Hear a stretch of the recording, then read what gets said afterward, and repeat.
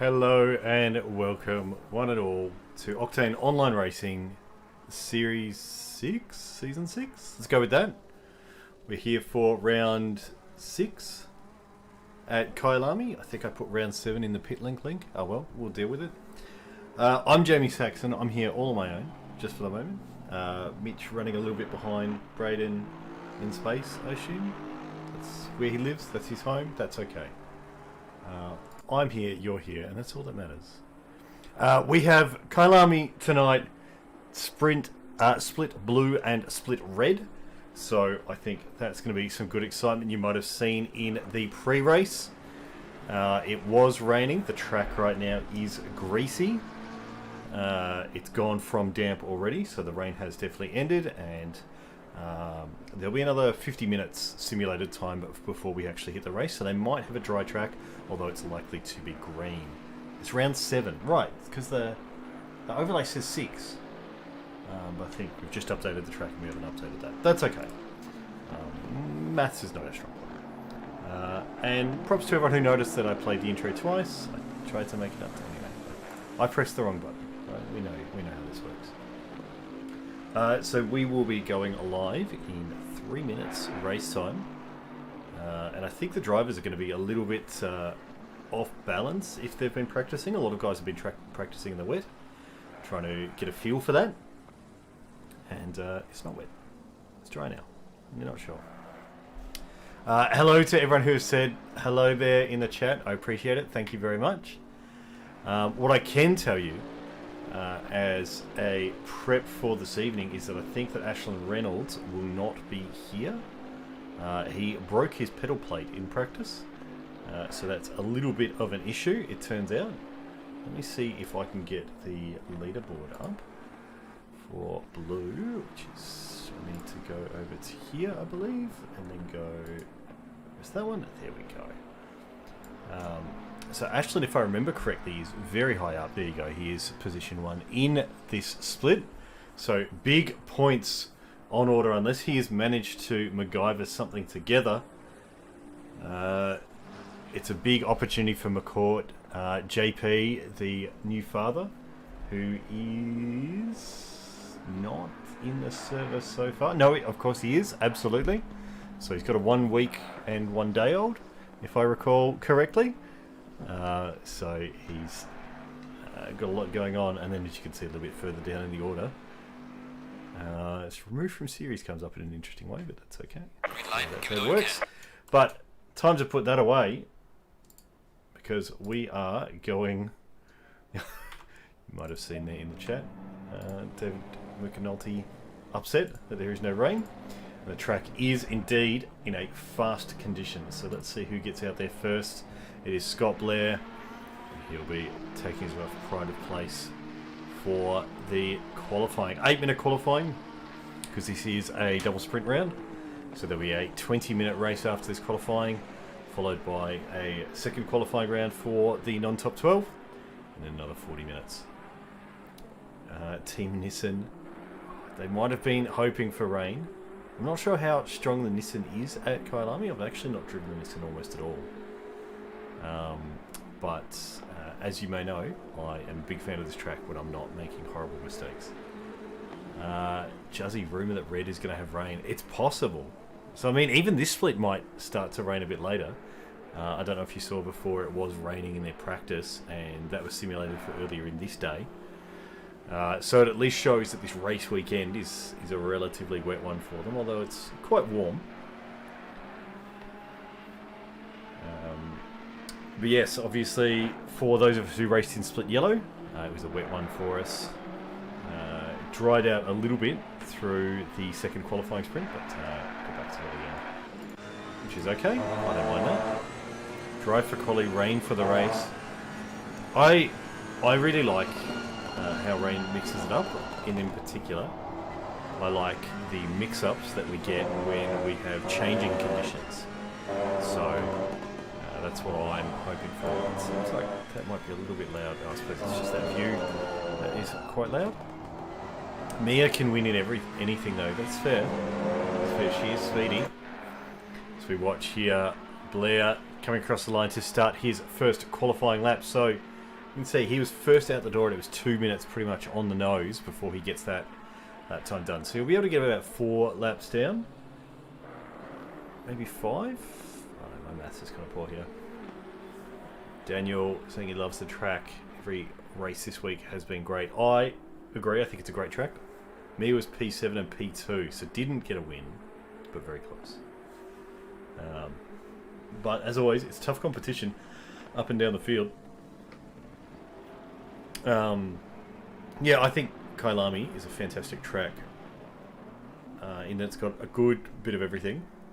It flows quite well. It's difficult to attack on. Every track is difficult to attack on, isn't it? Especially with these kind of cars that are not normally massively about carrying speed through the corners. She was in a Jag, and I think all the Jag drivers got the opportunity to change because it is actually really poor, if I recall correctly. But the official chat might correct me. Move to Nissan. There you go. Best track in the game, says Tharaga. I'm not sure. I like Brands Hatch, but I do like Kyalami quite a lot. Donington, I've had a lot of fun. Space Dog, you're here, you're with me. I don't have to talk to myself. How are you doing, mate? Oh no, I'm on push to talk. I'm good. How are you, mate?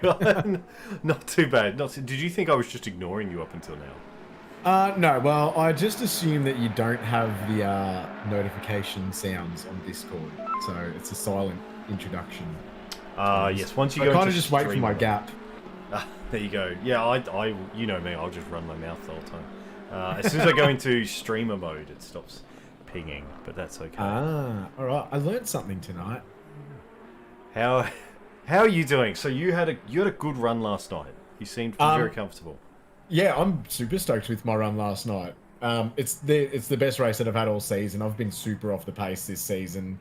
No fault but my own. I'm just not around the BMW. I've heard from some of the more experienced drivers that it does take a fair bit of skill to be able to post a lap time in the BMW to be good at it, and it's just a skill that I haven't quite honed in on yet. But it was raining last night, so that helped a lot. And then, yeah, ended up getting P14 in the first race, P11 in the second race. Was on for a top 10. Had a little bit of a spin when I had one of my good friend Dan Hunter tailing me. But yeah, other than that, I'm pretty happy with how last night went for me. I don't know what it is. Something about Kyalami, I always have a good run. Yeah, I think I've said it, I think 16 times so far. I think it's a fantastic track. Dilemma in chat saying he loves that sound, and I assume he means your voice, mate. That's very kind of him. Oh, Dilemma. I actually streamed for the first time last night, and for a very long time up in the top right corner, Dilemma was my newest follower, which was a very long time ago, but yeah, good showing of Dilemma on my stream. There you go. So, some spice, in case you haven't heard of it. Heard that Ashland Reynolds had broke his pedal plate, has managed to MacGyver something together. I'm yes, not sure. I do love a good MacGyver. So, there are suggestions from Blair that he uses the second set of paddles, if he's got that on his rim. But he's figured something out. But we are already into the last couple of minutes of qualifying, so let's start to get a bit of an idea how people are performing. Sneakers here is 9/10 up. Does get a tiny bit of traffic, but doesn't look to have held him up that much. Might be enough. Someone's just gone one. That's Kitching. Has taken pole by a good 3/10. So Sneakers jumps himself up into what would have been P2, but for one more corner. Now, the track is still drying out. I don't think it's gotten to optimum yet, but I think we'll see times drop all the way to the end. There's Atanayaki pulling in a P8.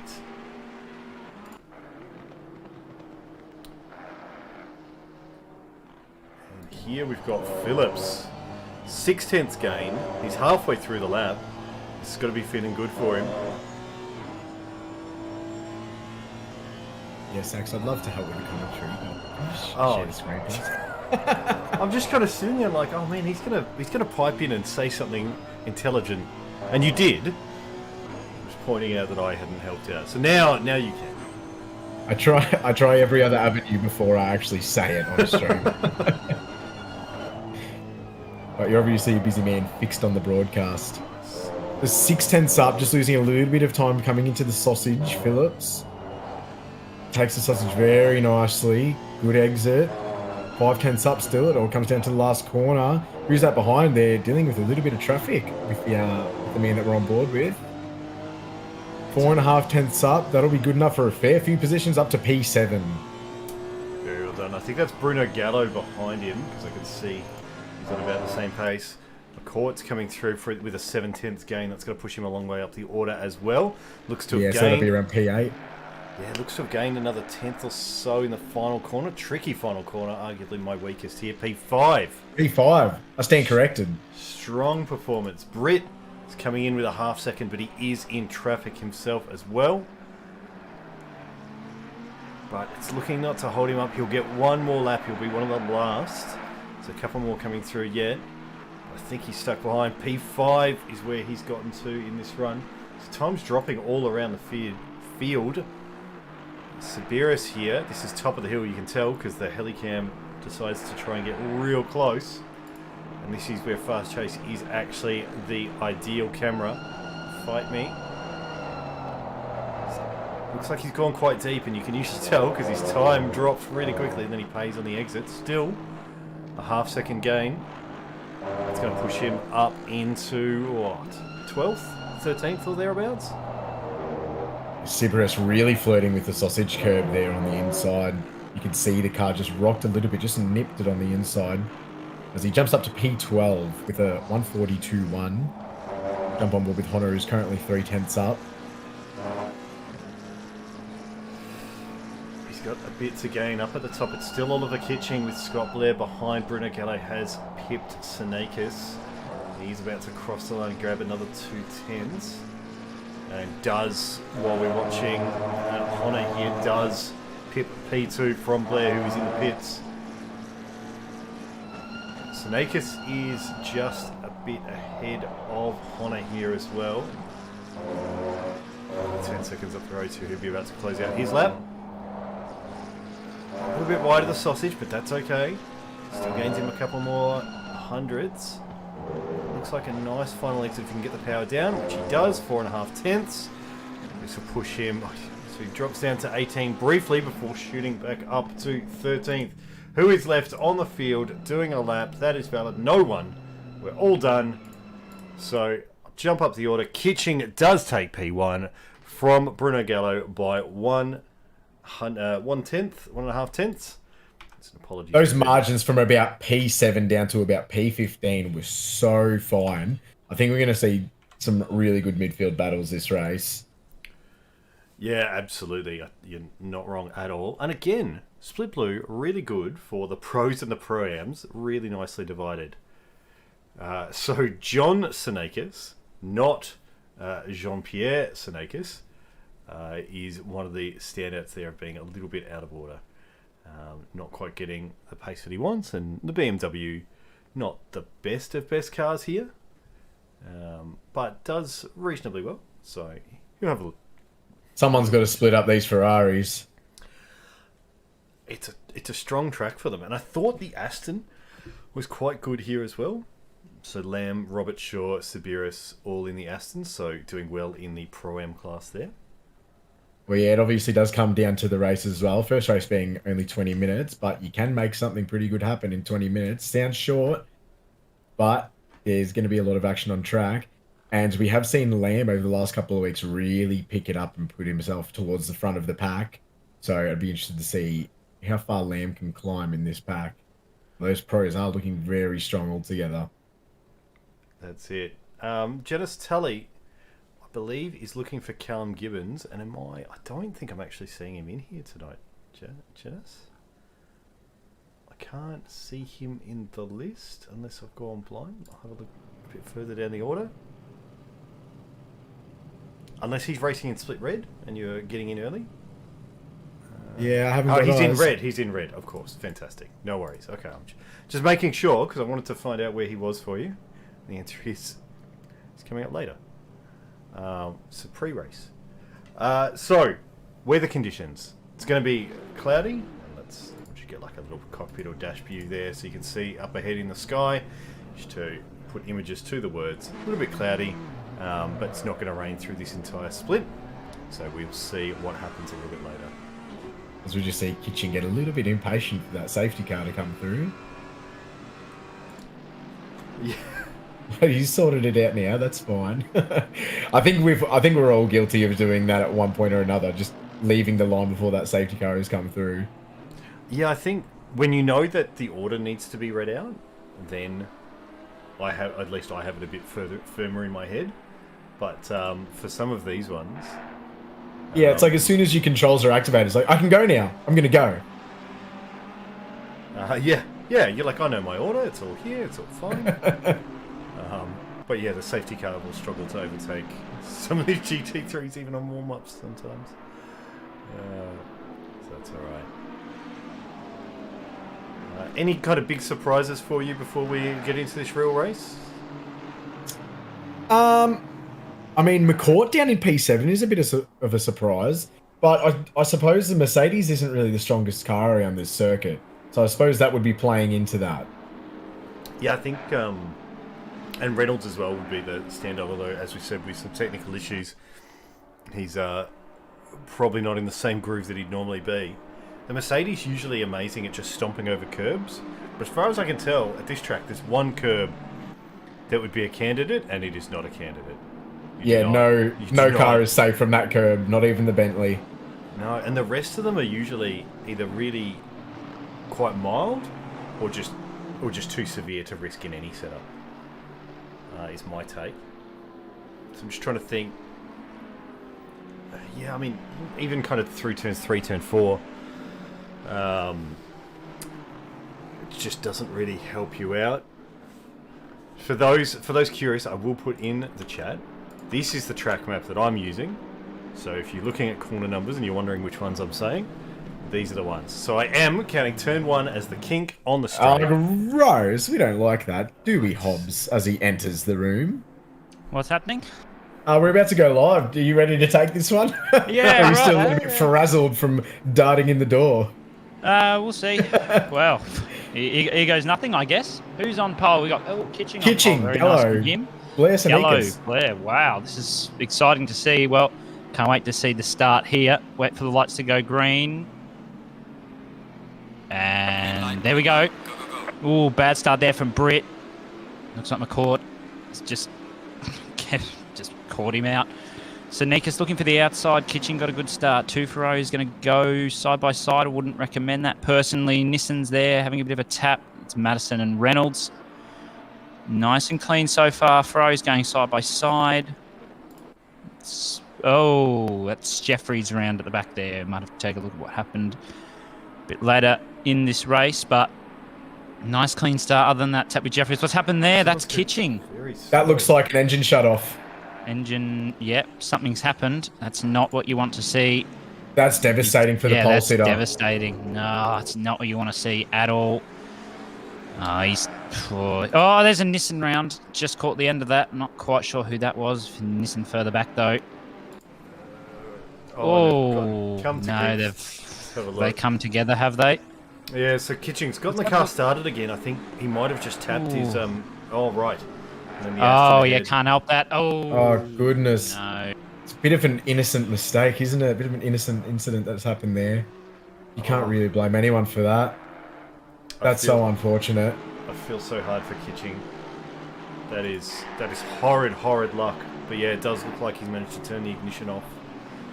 And then struggle to get... Because you've got to pull it to a complete stop before you can kick it off again.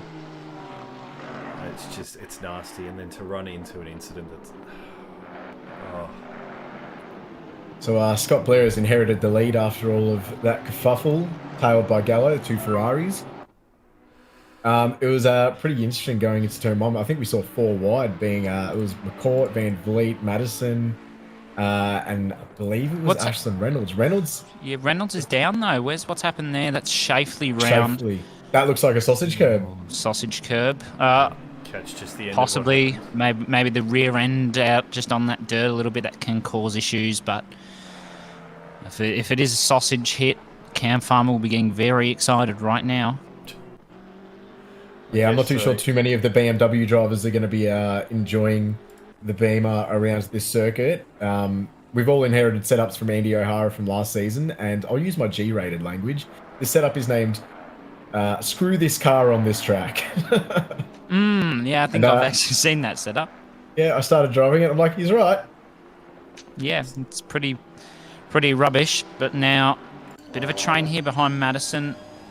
Can't quite see what the gap is because it's so bloody bright. I think it's about 4.1 seconds to Seneca. They've already gotten away, so Madison's just going to have to hold off Van Vliet. Van Vliet is very quick in that Porsche this season. He's finally found a bit of pace coming from the Merc from rookies. So waiting to see how he's going to make do in Madison. He'll make use of all of the brakes that Porsche has, just try and stick his nose in there, and then just try and make his way up. The Nissan isn't the strongest car here in comparison to the Porsche. The Porsche's second quickest to the Audi, so be interesting to see what can be done. But there's a train of, well, what's that, 8 cars or something from Madison, so I think it's going to be a bit of a challenge for anyone to get an overtake done, because it's just a case of attack or defend. You can't really do both. Yeah, you're not wrong, but certainly Van Vliet, one of the standouts, getting himself all the way up into P5. So I think he cannot have started any higher than 10th, because we saw all the Pro-Ams together.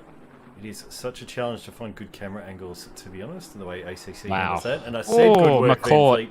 Wow. Gets a position taken off him. Yeah, that was just unfortunate there for Van Vliet. McCourt just went for that inside dive coming into turn 4. What's that? 1, 2, 3, 4 or 5, one of them, and just managed to push him out wide. And now he might make his way up to Madison, as I heard you say before I joined Braden. The Merc isn't the best, or was it Jamie? One of you said the Merc's not very good around here. That is correct.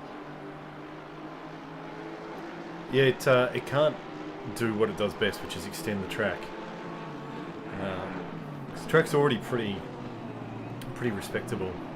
Ooh, a little bit of tap with the Honda Phillips onto the rear of Van Vliet. As we see McCourt take a very defensive line coming into the hairpin. Obviously a very popular overtaking spot, but can get really hairy because it seems like you got to take a little bit of a dive here and there, and if that person takes that inside line, it can turn into something a little more sinister. Well, it's a tough one, isn't it? Because it's almost a blind apex because you're coming up over the hill. You do get enough time to spot your braking marker, and most people will use the little steward's hut on the left-hand side.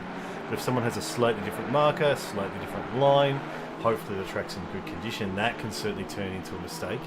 The other one, I think, is, turn 5, which will come up on as we go past turn 1 just there, into turn 2. It's just the way it works. I'll show you the one I mean. This is the Just Guy sweep. And it's this one here, turn 5.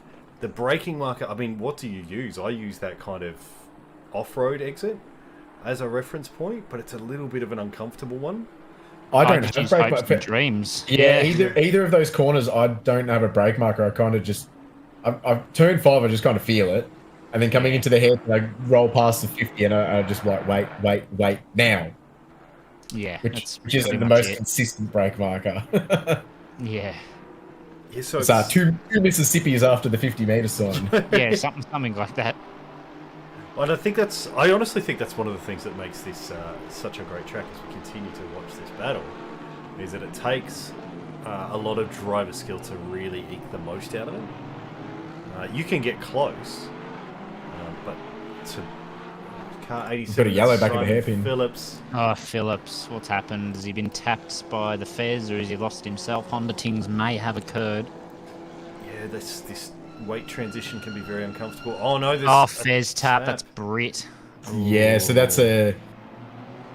that's pretty much what I was talking about earlier. He's gone to defend that inside line, and that dive has come in from the inside, and it just hasn't been enough space to be able to get the car checked up. That's it. It's all gone to grief. You've almost got to make it obvious that you're going to defend the inside line. You can't really just jump into it because you put yourself at risk of that happening. Yeah, well, I feel like a lot of the time the move is just not on. And it's more someone's made that mistake. Because you certainly... We all know If you try and dive, if you're not even vaguely alongside and you just try and hit the brakes harder into the hairpin, like that is dive bomb territory. Yeah. But if you're right on their tail, you could maybe have a think about it. So it does depend on what the gap is like, and we didn't see what the gap was like in that incident. But it's very easy for someone to make a small mistake, and if you take that inside line, you have to be aware as well that the grip is a little bit more on the outside, so you will run a little bit deeper on brakes. You know, there is marbles as we come through there, and you can kind of see them on screen for a touch. It can get easy to forget about it. But it's a tough one because it is very tricky to get a good camera angle down that, up and down that hill. That's just because the cameramen are lazy. Oh, well, Yeah, I was turning the camera very slowly then. There was no Eau Rouge cameraman there. What's happened to Madison? P7. What's going on there? Is P4 just a second to go? Sanekas there going off track. Has there been a bit of an incident or something? I'm not sure. Do you want me to... Wow. If you really think you can go back a minute, but it's alright. Oh. That's Britt going wide. And let's see if he doesn't get squeezed too hard. He may even get this position back on the... Oh, not quite. Porsche got a great exit out of the hairpin. Yeah, it'll be interesting to see how Reynolds tackles this, because from my inside source of a Nissan driver, I've been told that it doesn't really... Ooh, speaking of Nissan drivers, there's a dive there, but the Nissan doesn't handle the transition through Sector 1 very well. So, it'll be interesting to see just how much they do lose through here. It is Reynolds, though. Reynolds is a very good driver, very close there. And that looks like it's Robert Shaw and Britt as well. Gotten past with these and brings Sabiras with him, but can't quite get past. Reynolds gets a bit of a tap there. Oh, I thought that could have ended badly. Sasana has to pull out. Stays to the inside, though. Forces Britt round the outside. Britt's going to get it done unless... No, Sasana backs out. That's a fair call there. Fair call from Sasana. Was that actually a tap with Reynolds? Because yeah, it was. I thought it was just a little bit of a tank sub, but still, that was a really well done move. Going on the inside through that corner is always terrifying. You kind of just gotta. It's basically a game of chicken. Who's going to back out? Because you don't want to go side by side. Someone's going to lose out poorly. So the thing about the Porsche is, let's see if I can get a view of it. That front splitter actually comes out quite a fair bit. Yeah, it can get right up and underneath the rear diffuser. So that tap can really unsettle the car quite a lot. So if it's something like the Aston or the Nissan, right, which is very front-faced, Porsche, I think, just gets a little bit further up underneath, so the collision is a bit more awkward. Yeah, look, I think you're right there. I think it's... that corner for the Porsche is really odd. I'll be quiet for a second as there's a dive. That was very well played. He's kept that nice and clean. Sasana knew he was there, gave him the room. Thought that was the rear going there. But in terms of the Porsche around Sunset, it's a really odd one because there's a good case of snap oversteer if you make a right mess of it, but it can take it at... No, never mind. That's probably what I was talking about. Oh no, it's Sasana. Sorry. I hope I didn't just commentate as cursing. Please don't be Porsche. Don't do it. Oh, no. That's fine. It's got nothing to do with me. It's one of those cars where it's really sketchy but really fast. So it does, I think I was told, 160 through there or something compared to the other cars which are not doing that. Oh, who's that? Who's that Jag? Is that Nichols? It's just snuck his nose in behind Ferguson there. And Sasana's copped himself a 5. Not sure that's for them. Might be for the tap with I would say that's Reynolds. for the touch, because 5 seconds is very, very mild. It is. You don't actually, as terrible as it sounds. Touches. There's a McLaren it's Ferguson. Yeah. It's been collected on the way through. There's been 3 cars involved. I'll jump back because I did switch off. Did it kill anyone? Oh, well done. Zachary Smith is Oh collected no, him. Bentley in the wall. Did you see that? That was heartbreaking. That's Are not you what wanna watching from see. the YouTube stream and not the Discord No, stream? I'm watching from the Discord stream. You just didn't see it tap on the replay Ah, on the okay. right-hand side wall. My bad, my bad. So, it's just, we're a bit over halfway through. Let's just have a quick rundown of what's going on. So Blair, he did have a gap of about 2.5 seconds to Gallo. It's now 1.5 seconds. Senakis is falling a tiny bit behind of him, but they're staying close. McCourt, 10-second gap. So that's definitely opened right up. And then Lamb and Van Vliet are one of the remainers from that scrap that has been going on for a while.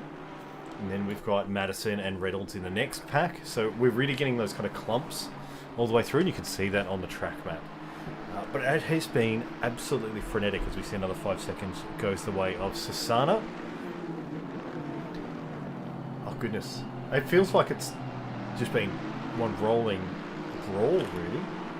Yeah, that, excuse me, it hasn't really been a break, to be honest. It's just look at this train of 5 here. That's insane. Robert Shaw's really trying to push to get up to Reynolds, but Reynolds is, I dare say, probably trying to use his teammate Madison just to pull him up away from Robert Shaw, who's got Britt and Sibiras behind him. So, interesting to see whether there's a bit of team orders here, maybe. Reynolds might just get Madison to tug him along the straight, or maybe use the slipstream and then bring Madison up with the slipstream away from them. I would like to see that. And there's the tip from Bakita as well that I think Madison, I think that's the Sean she's talking about, his wheel is randomly changing his engine map. Oh, nice. We always love that. It's not the ideal situation. Look, it's not, but you know we can deal with that. Seems like the higher the price of the wheel, the more problems you have. Sometimes. Good point. Ooh, wide from Robert Shaw there. Britt's going to take advantage, but followed him wide, which is probably what Robert Shaw wanted. So that's now allowed Reynolds to just pull away a bit. Now Madison, Shaw can deal with the pressure. He's very good with pressure, Madison. Just sometimes he does get a little bit caught off guard, just lapses for a second in terms of concentration. We all do it. And just makes a mistake, which is where he may have gone wrong earlier to put himself into P7. So let's have a look, I think, from Sibiris' perspective on the back of this scrap. As they come up to Lekop. Opens up a little bit coming down the hill. Not too bad at all. He's got a good view of the next few positions. You see very different lines breaking into the Crocodiles. People all have kind of different takes on it, and I think that kind of plays back to something we said earlier. A lot of these corners are about feel as opposed to fixed reference markers. They're coming up on a car that has had a big old incident. That has got to be Lamb? Matthew Lamb. No. No, not Lamb. I'm not sure. Lapped Aston. A lapped Aston, I think. Yes. Gary Philpott. Oh, it's Gary. This is Gary's. He's a debutant tonight, Gary. That is, we've all been bitten by that sausage before. We feel your pain. Fear not. And continue on, my friends. We'll come back up to this one. Actually, we might grab this next pack for a little while. Have a look at Lachlan Nichols, maybe from his perspective. Lachlan Nichols is up quite a few positions from the start. I think he started around P20, 21. Doing really well in that Jag. One of the few Jag drivers left. They're dropping like flies. But he insists that he's in it for the long haul. Yeah, well, only after this 3 rounds to go, and then comes the finals. So, it'd be nice to see a Jag in the finals. Just see him have a good time. Try and put up a bit of a fight with those in the finals, either Pro-Am or Pro. Especially Nichols. He's such a quick driver. And I'm pretty sure he's the only Jag driver to have a win this series as well. Yes, he Going is. in for a position there. Wow, He's he's gonna tried get to it. dive it. Yeah. And I don't know anyone. Yeah, I go actually on. might have another look at that one because we got it from that view, and we talked about here before. You really do need to, at very least, be right on their tail. And he does take the inside line, hits the brake marker just nicely. and gets himself up alongside before the turning point. If you go from anything further back than that, you are going to cause an incident unless the driver ahead avoids you. Is my take. He's just proved my point live on stream that he is one of the very quick drivers. Oh, no. Has anyone seen the forecast? You are kidding me, right? I beg your pardon. There's only 2.5 minutes to go. No, there's a qualifying after this. There is qualifying. Yes. And what's just made me have a thought. Speaking of finals, I don't know if you two have seen, they have released what the 2 finals tracks are. Oh, I haven't seen that yet. Have they? Usually they leave that pretty late. Come on, no, it's on the Brands website Hatch. now. No. Damn it. Try Nürburgring and Barcelona. Is it Nürburgring in Barcelona? Yes, it is. Yes, you told me to try it and I was right. Yeah, that give was it a good try. Yeah. Yeah. It'll be good to watch, I can tell you that. I'm looking forward to Nürburgring. Yeah, I do like Nürburgring. Not the biggest fan of Barcelona, but that's a bit of an each to their own kind of circuit. I'm sure everyone in the McLaren is happy with Barcelona. I think I have a legal obligation to like Barcelona. What on earth have we just jumped to? Look, I don't know. We're 2 by 2. Don't know, Jim. Just, that's going to be the grass. Come on, Britt, just pull it back. Don't. Oh, no. Far around. No. That's not what I wanted. Robert Shaw has survived. Oh, that's just just trying to find himself a little bit of space. Oh, There's actually, there's not actually that much in that. no, I think that was. It's a tough one to call, and I don't really want to say anything, but yeah, I think it's 50-50. I'd like to see that position redressed though, because Robert Shaw is still on track, and yeah, it'll just be a swap positions. It wouldn't be hurting Brit at all to be giving that one back. That's a tough one. That's a tough one. If they were side by side, nothing would have happened, and they just would have had a slight recognition of how much space each other's getting. It's such a tight overlap, it just ends up really badly. Hard to say. Britt gets very close, under brakes onto the back of Reynolds. I do need to jump up though, because Bruno Gallo has gotten himself right onto the back of Blair, and we cannot miss a 1-2 scrap if that is on, although I suspect that if the gap isn't close enough by the time they come through here, it is not. I'm going to jump back then, because it is very difficult to overtake through the second half once you get down that hill. Whereas this is almost certainly on. We're having a look on the inside of Reynolds, as Reynolds got a little bit squiggly on the exit of the previous corner. Does keep it together, however, Britt's got a really good run coming into this hairpin. He's about in the window.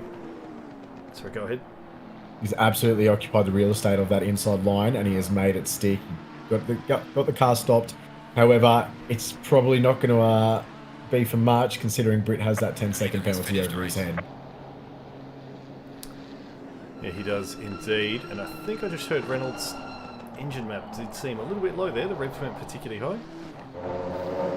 Well, in the Honda, you can't rev too high. Sorry, you can't leave the gear shift too long, as I believe it's something ridiculous, like 6,100 RPM or something really low. It's just where the boost, I guess you could say, or the power band is before you lose it all. Yeah. Can you tell me what the badge on the back of that car is? It's definitely not a Honda. It doesn't look like a Honda. That's for sure. Did I say Honda? Ignore me. Yeah, that's what you get when you call me out every time. Yeah, it's been a long day, Jamie. Leave me alone. And the man who's going to be looking forward to qualifying the most. Oh, is it David McFulty? David McNulty. I mean, McNulty. He is going to be. Oh, no. Oh, I thought he was going to die there. David McWobbly for a moment. Yeah, I was going to say. He is going to be fired right up. He'll be frothing at that wet quali. I can't wait to see. He's probably looking at the weather going, yes, wet quali. I hope for his sake it would be hilarious if it wasn't a wet quali. Let's see. So, timetables from that race. Let's have a look at what the finals were. So, Scott Blair does take the win. And, oh no, it's dry quali. It's a dry quali, but if I recall this right, and I think I can see it here, race 2 is going to be wet. Oh, is it? No, the rain's already ended. Oh, wow. Sorry, it's simulated for the next day. Oh, it's the next day. All right. So it's damp, it's cloudy. We could see some rain. We could see some rain a little bit later. But I can, while everyone's preparing and getting their car ready, we can go back and just quickly review this. So it was Blair, Gallo, Sneakers for the podium, and in the Pro-Am category, Lamb, Van Vliet, and Sabiris took the top steps there. In the Am, it's Green, Lewis, and Villanueva doing well for themselves there, and pretty tight all the way through the field as we get through those final standings. As you can see, a couple of penalties. Not too bad. But yeah, definitely painful times for Kitching, who did manage to recover himself back into P17 after a pole. He'll certainly be one to watch in this second qualifying. You can. I'm not too sure what they're saying, but I'm pretty sure I can hear the chat saying "boo" or is it "boo earns"? It's one of the two. I was saying "boo earns." Let's get a bit of a. Is it this one?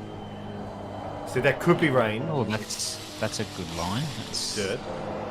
It is.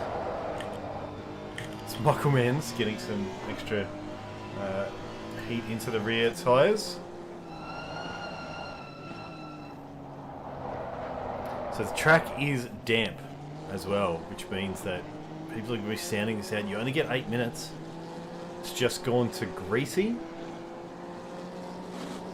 Which will also mean that the best times are going to come right at the end. So you want to be across the line for the last time. Right then, you want to nail that lap in tricky conditions. This could be very technical qualifying, I think. Yeah, Michael Mann's having a bit of trouble just finding the grip on the circuit. That fast left-hander before the Crocodiles. Wow. There's really only one line you can take that full throttle. And I think he's realised that his tyre pressures are not up to it. It's my suspicion. You can kind of get a view there as well. You can see those marks where there's been running water and it's still a little bit deeper across the track. That's just the way it flows and drains. You see Charlie Mitchell from the Blue Steel Racing team getting out there. Yeah, I think all the drivers are going to be finding out for the first time they've just gone through a dry track and they are not going to have the grip that they had previously. The lines I think we're going to see place. A lot of missed braking points, I'm feeling. I know that in the wet race last night, I'm sure you both can agree, braking points, no, they just didn't exist half the time. They're very tricky. The line is drying out quite quickly though now, with cars getting out there and lifting it up and moving it out of the way. But yes, very, very difficult. Especially you're definitely right, Hobbs. Sorry, go ahead. Yeah, you're definitely right. Like turn one, I had a fixed point that I was using as a brake marker coming into turn one. And turn two, I suppose. And I swear there was a couple of laps where I would brake at the same point and the car would slow down way too much before the corner, or I would just run all the way through. And I'm braking at the same spot every single time. What's the deal? Welcome to wet racing in ACC. Yeah, just all good fun, isn't it?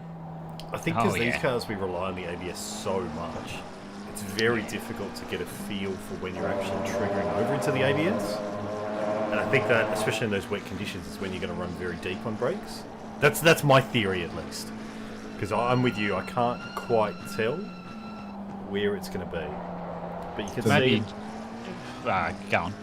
So you can see there's a dry line forming now. So yeah, these tyre pressures are going to be a bit of a mess for some of these drivers.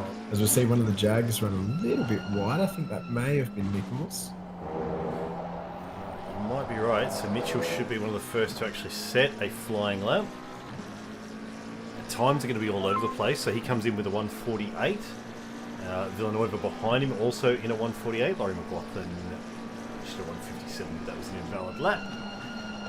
So far, that's kind of the times that we're looking at. Yeah, I think by a couple of seconds by the end. Yeah, I dare say with these track conditions and the track evolution over these just these couple of laps, I dare say we'll see ourselves into the 145s as we see Britt take pole for the moment with a 146.8. Not quite pole, but best of the rest. Yeah, that's it. And Adenayaki matches. Kitching pips him again, 145.4. Britt and Adenayaki neck and neck at the same time. Britt obviously inherits the top spot because he set the time first. Yes, Yeah, that is the rule when it comes to identical times. Kitching's going to be one to watch, but he has gone back into the pit, so he's going to... I reckon that's a tyre pressure change. He's going to quickly get it out there. If you've got about 2 minutes left, you've got about enough time to do a full flying lap. It does take pretty much 2 minutes bang on, so you do not want to get stuck in traffic when that happens. So far, we've only got 8 laps actually completed with 2 minutes left to go. There'll be some drivers really sweating. At least get a banker in, and especially in these changing conditions, that's the real key. Just get a banker in early. Because it is tricky, and your best lap time is not going to come until later. Just get something on the board. You do not want to be like a certain Jamie Saxon who didn't get a lap time in second qualifying. For a number of reasons, you don't want to be like me. That's right up there. I was on my last flying lap of second qualifying last night. It was up half a second. I'm like, oh, this is such big gains. I'm already up in like P3, P4. And then I completely bottled it in the third sector and then came across the line and looked at the times. I'm like, well, half a second wouldn't have gotten me anything. I'm that far behind the other guys. Whatever, it's fine. Just got to send it and pray. So you see Neil Wood does that a little bit up until the cop, but it's worked well for him. He's gotten himself, find a reasonable camera angle there.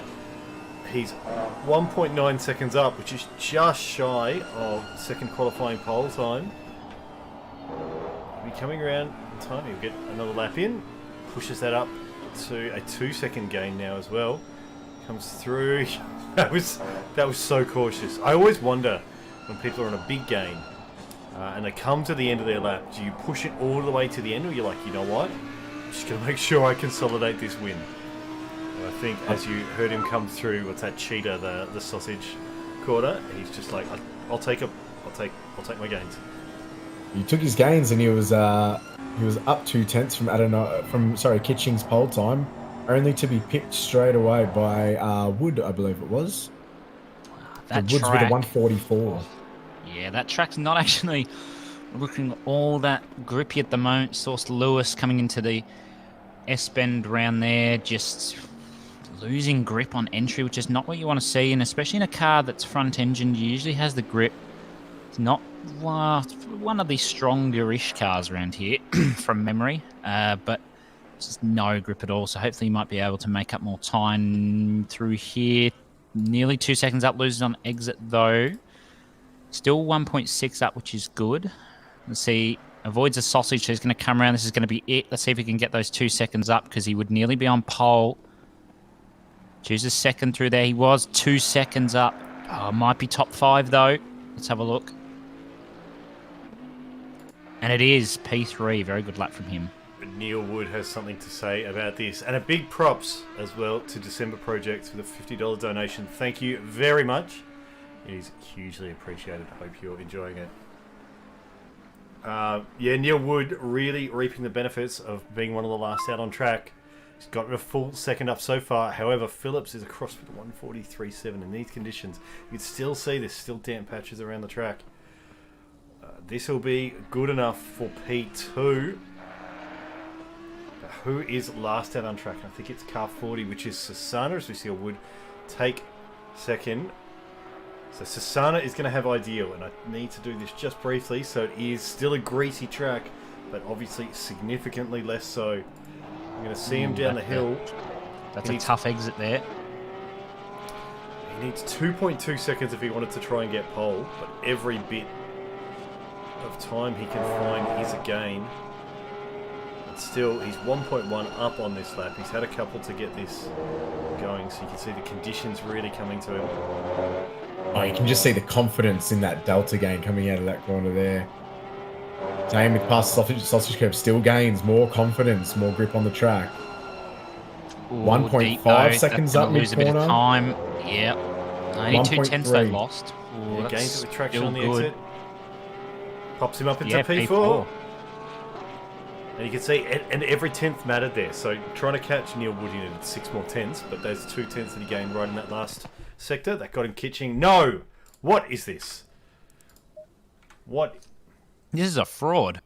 I was saying Boo earns, just to reiterate. Look at the clouds. They're not dense enough.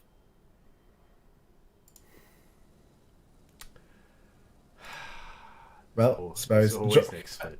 Look, it's a dry race. However, it's a reverse grid race. And we all love a reverse grid race where turn 1 is a hairpin.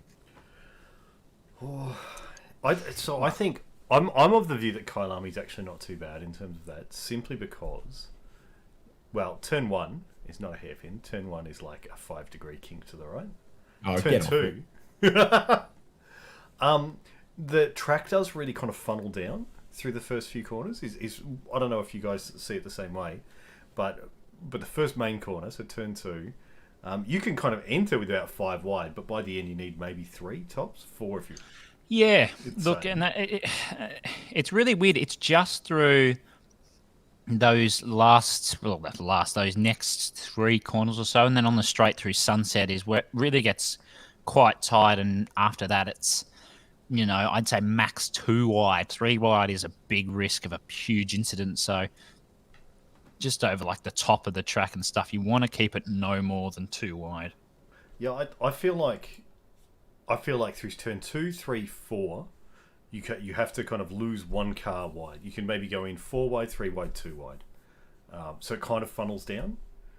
I feel like by the time you hit barbecue, which is turn 5, which is before you get onto a reasonable straight, you can still kind of carry 2 wide, but then you're really hurting everyone. But it's just before that almost is where it really starts to narrow down.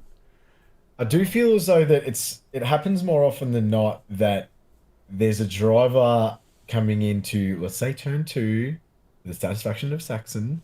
There's always a driver that places their car on the inside as they possibly can, because there's a bit of space there. They can brake a bit later than everyone else, and it can turn into an incident. They might not make contact with anyone, but it's just the shuffling of cars trying to make room does end up being a little bit of a lateral concertina, if you will, that does end up turning into a car getting turned and then a car getting collected, and it's just the butterfly effect, I suppose. Those are some big words, Braden. Yeah, look, I learned them all today. Don't know what any of them means. What on earth is a butterfly? Who cares? What's that? That's an event in the Tokyo 2020 Olympics. I guess so. But it is a good series of points, to be fair. It's very easy. But I feel like if we look at tracks like Imola or Monza or something like that, those early turns are just a nightmare. Well, this split's not getting a stubby holder. That's disgusting. Look at that. What on God's green earth? Malik, look away now. What on? Oh my God.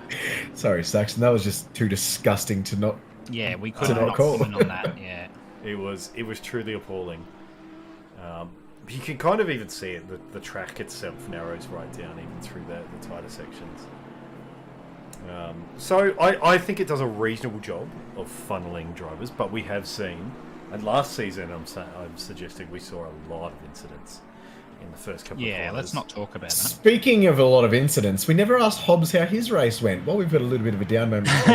Which one or two, buddy? Look, I was tailing you, and my screen was filled up with, what car number are you? Is it 61? 111. Same thing. It's all the same thing. Anyway, yeah, your number popped up a lot. What have you possibly done to be able to get that many penalties? And I think, was it like 40 in the end? 40 seconds. Yeah, we don't talk about. Look, it's. Move on. Just learn your lesson, collect yourself, and be better next week. I'll give you an answer while we wait. It was a tough one, just on the basis of getting held up a lot, as you're being held up like a second a lap in the wet as well. It doesn't. Do you see your car launch off to the side? Fuck, was that Lambo? All right, okay. We did briefly. I know, but yeah, look, once you're getting blocked consistently and someone parking in the apex, oh, there it is. Look, it's doesn't do you a lot of good. And then once you're driving angry, you don't stop driving angry. And then when you become even more angry, well, that's when the penalties start coming, and that's what happened. But there comes a time where you need to hang up the gloves and you just got to call it a day, because driving angry never results well. It's always horrible. It's your go, Braden. I suppose it is. If we can jump up to the front runners, please, Saxon. Nichols on the front row in the Jag, lined up beside Bub now from McLaren, and followed by the two Aston Martins of Robert Shaw and Sybaris. Ashton Reynolds and Sean Madison had a very spicy battle last week, so last race, I'm sure they'll keep it up. As Bubnow's really well off the line, although that inside line is going to hurt. Nichols is going to defend the crap out of that one as we're looking at about 400 cars wide. Oh, no, tap on now is around. Oh. It is disaster. One of the Astons, there's, the rejoin as well. There is cars skittling all over the place. I don't think it's enough to cause a safety car, but there is a whole lot of shuffling and a whole lot of frustrated drivers on this circuit at the moment. Yeah, I think gut feel there's maybe about 3 or 4 cars that actually got severely impacted. So there's a lot who got tapped, but almost all of them still facing forward as we see Madison find a little bit of extra track out there in the green stuff. Not usually the way to go. Looks like Gallo capitalise on that little gap that was created by Madison as well. Yeah, could have caught Lamb off guard. I think he wasn't exactly sure where to go, but Gallo was, so he took it. And props to him for that. There's a penalty coming for Madison. I believe he was the one that tapped Bubnow around turn 2. Sorry, Jamie. So it'll be interesting to see whether that's a 5 or a 10 or maybe a 15. It is lap 1, so it's always penalised harsher on lap 1. So we may see a 15-second or so there for, I believe it was Madison. So just have to be patient. There's an incident down at the hairpin. There's a few yellows floating around. That car 42 that we see all the way back there. It is indeed. So that's Van Vliet, actually. So that's... Oh, back looked 20 like seconds, just but I been didn't quite tapped. catch what happened. I think he may have been tapped by Honda there. Didn't quite catch it. Just looked like the Honda just passed as he got tapped. So I reckon he may have been tapped. You may well be right. There's a big old scrap going on at this pack. So this is still back in time. We'll catch up now. That's McNulty in the Mercedes. He's kind of middle of the pack. There is 33 drivers plus a safety car in this split right now, so it's busy, that is for sure. Josh Whitbread having a run on Steve Lewis. Villanova wouldn't mind a piece of this. This is going to be pretty punchy. It's a bit of action towards the rear as well. There's some cars running out a little bit wide. Not too sure if there was contact or just a bit too much speed taken through the turn 4. Yeah, easy to do. It does end up costing you. Villanova, if he just sets himself up, as you always want to, the BMW is going wide. Well wide. So he's going to try. We've got a double yellow ahead as well. Someone's around at the hairpin. It's 87, that's Phillips. Oh, and an Aston. Didn't quite catch the number of that. Oh, it's Lamb. Oh, no, there's been a bit of a tapping incident there. What has happened here? So we've gone back a fair bit. So Lamb is the car ahead of him. This is 30 seconds back in time. We're hovering ominously above Phillips.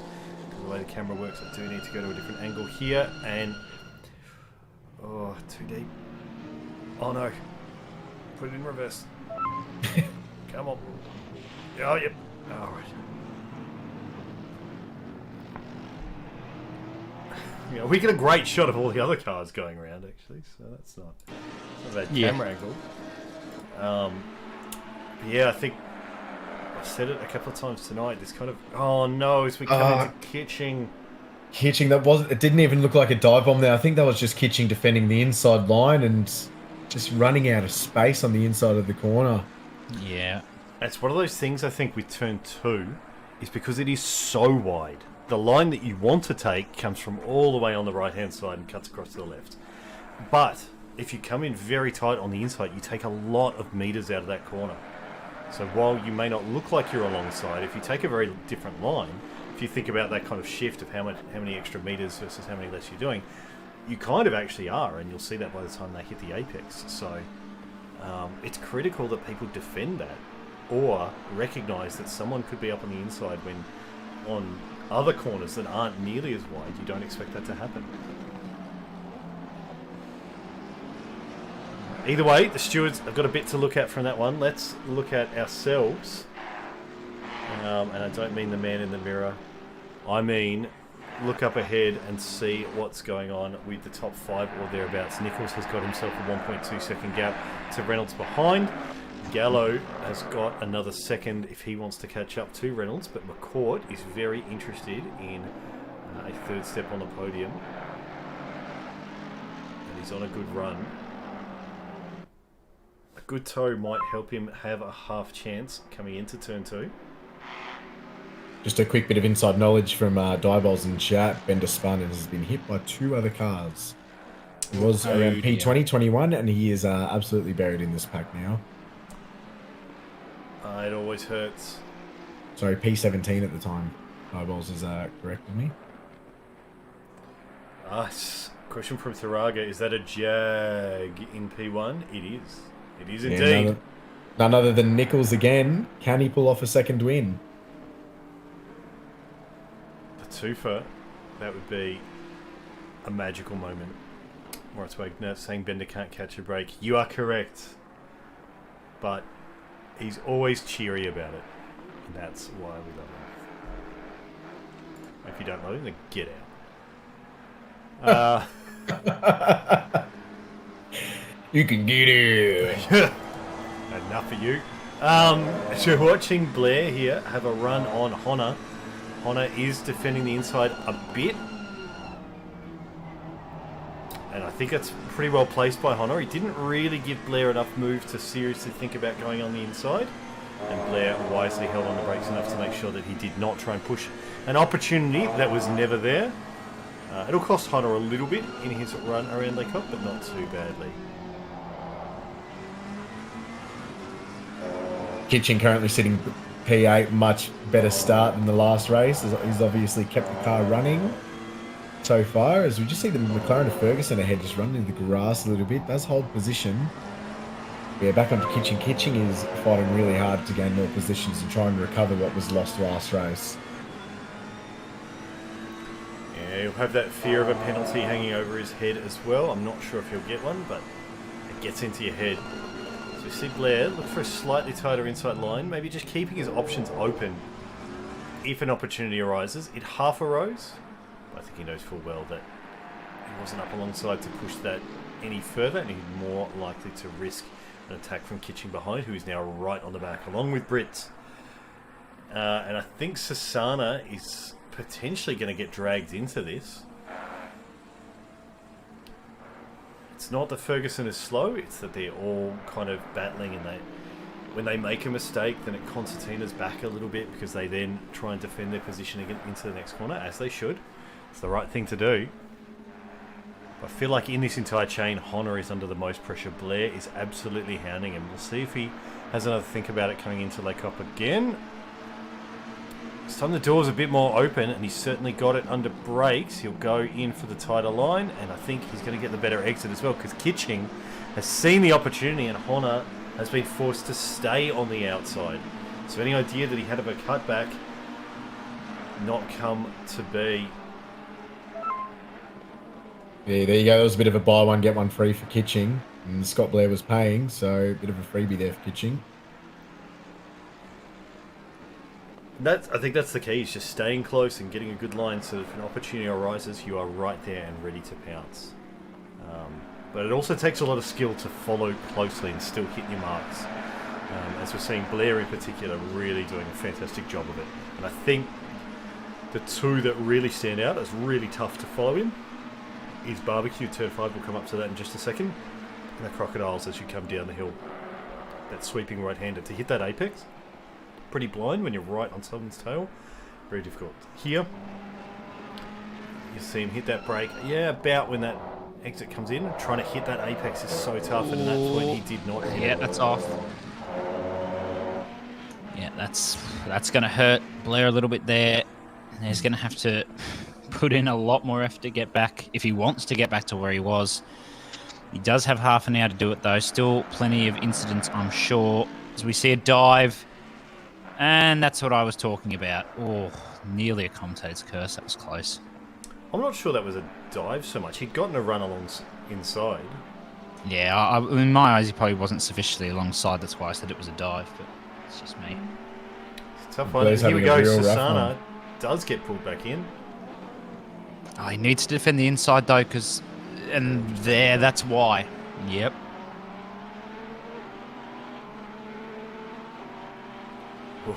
Blair really bit of doesn't wheel want to give banging. him any extra room.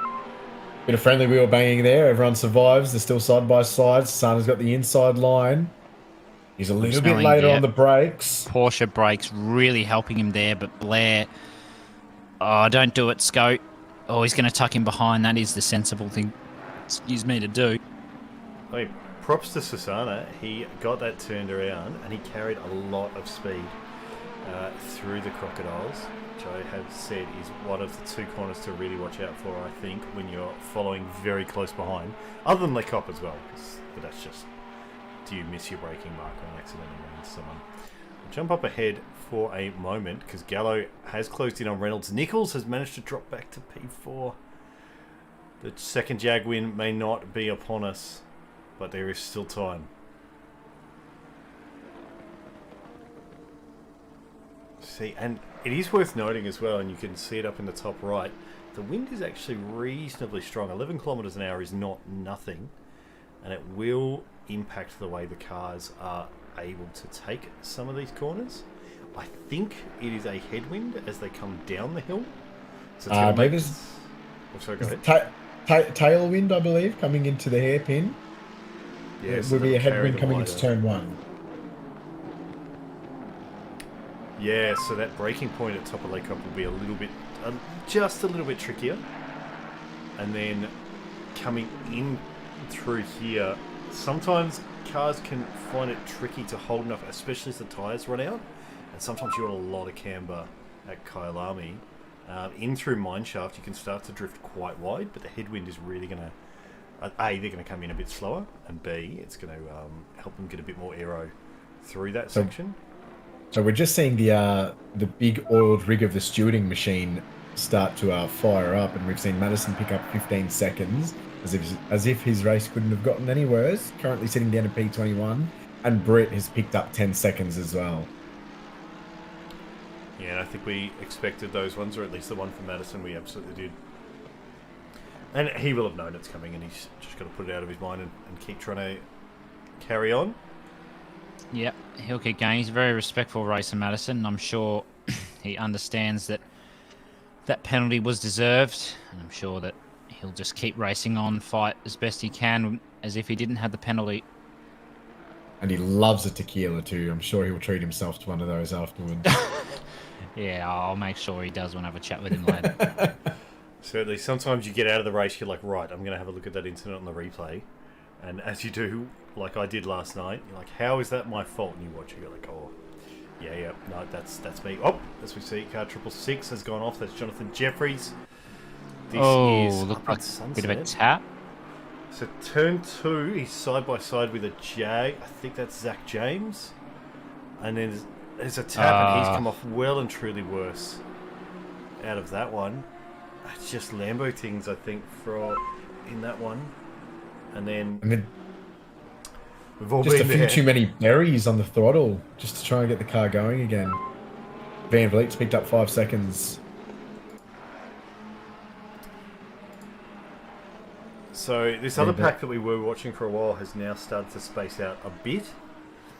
Kitching has gotten himself ahead of them all and is now 2.5 seconds up the road from Ferguson, who is the first McLaren we see on screen. But Honda is staying on him, and then behind Britt and Blair are still 2x2. So Nichols, the Jag man, is now under attack from Kitching. Kitching is on an absolute charge coming through this field as he's coming up on the inside of turn 2.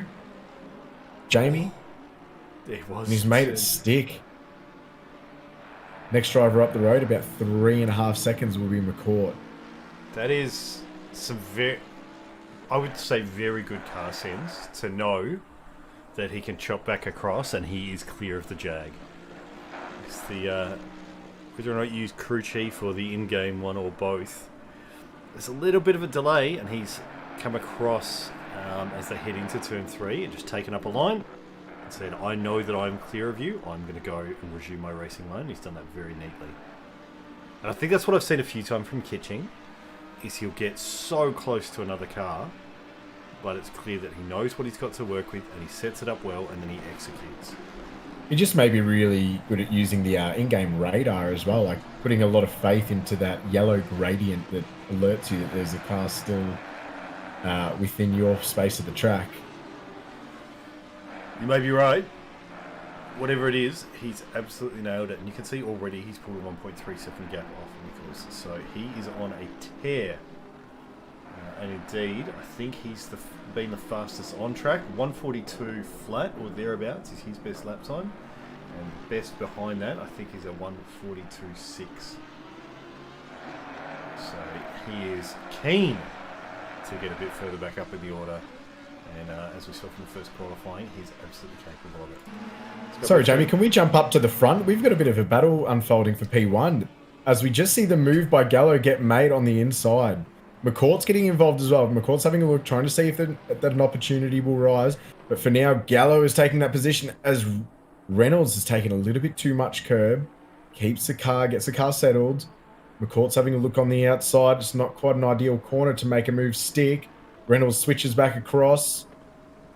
Gallo still having a look in that rearview mirror to make sure that Reynolds isn't going to do anything drastic. As Reynolds looking up on the inside. Gallo holds that inside, defends really well, takes up the real estate of the track. This battle is not over yet. Reynolds is not going to let this one go anytime soon. McCourt still lingering in the back, waiting for something to happen. As we're coming into the hairpin, Reynolds not quite close enough to make a move up here. This may be a done deal by Gallo. That was a very long exchange. As Reynolds runs a little bit wide. McCourt gotten on the exit. Going side by side to the Crocodiles. Reynolds still has that inside line. No, none of them want to give in. You can just see them when they're changing gears. McCourt can do it around the outside. Maybe Reynolds forces him wide. Puts him back in his place. Kitching there is absolutely frothing at an opportunity for a podium after he lost P1 last race. So let's see now. Reynolds has got a lot of work to do. I think Gallo is more than happy to run away at the moment. I think he made the right decision to go for the move when he did down into turn 1. Or else he'd have been under attack from Kitching, from McCourt, and then soon enough, I'm sure, from Kitching. So can't wait to see who's going to come out on top here. I do want to point out for those who noticed as well, last lap coming through exactly this point, Reynolds' car did not lag. He did, in fact, hit the sausage curve and launch himself about a metre up into the air. And the car came down square, so I think that would be a Code Brown moment and then some. Yeah, super exciting for us to watch that one and call that one. And just the entertainment of that racing between these three cars. But I'm sure Kitching enjoyed it just as much as we did. That lap and those battles were pivotal for him to get onto the back of these guys. And I think we're going to be seeing a four-way battle very soon. McCourt wants to get ahead of Reynolds to try and make that space, create that buffer between himself and Kitching, because he knows that Kitching is on an absolute charge. He'll be watching that delta and he'll be wanting to get himself very far away from that. In the gap, kind of staying about, it looks reasonably steady now. But I think there's more fireworks to be had, that is for sure. I think Reynolds has settled it for a moment, because you saw last lap as they came up into Le Cop, he's really trying to push to get that position back off Gallo, pushing too far, and he almost opened the door too much from McCourt and lost the second position. We've all been there in those moments. Yeah, he was very lucky to get away with that one. Doesn't feel like there's much of a difference between each of them so far. But what is important is Kitching last lap. So these boys all did. Bruno Gallo 142.2, Reynolds 142.2, McCourt 142.39, Kitching 141.9. Oh wow! Jeez. So these four guys having an absolute blistering race. You can always tell when someone's having a bad race when they're in the chat before the race is over. Hello, Bender. Oh, hi, Bender. Oh, we were angry for you. Should have been rain. There was rain, just not when the cars were out there. But there's always next week and next split. So yes, I think the question is how many laps before Kitching is really on the back of McCourt? Because McCourt, does he realise as well? Does he know how hard he has to try and... He needs to get this move done. He needs to get back onto the back of Reynolds to get a move done because he is going to be under pressure. And already the gap from him to Kitching is smaller than the gap from him to Reynolds. Are you asking for striking distance here? AWS striking distance. I say Yes, he's please. going to have a look coming into the hairpin in sector 2, but he's not going to make the move stick until turn 2, next time round. That's my bets. It's awfully specific. It is. But I believe you. And again, Kitching, 0.3 quicker in the last lap, so he might need a little bit more before he's going to be able to close this, but it depends. Because all it would take is for Gallo, Reynolds, or McCourt to make a small mistake.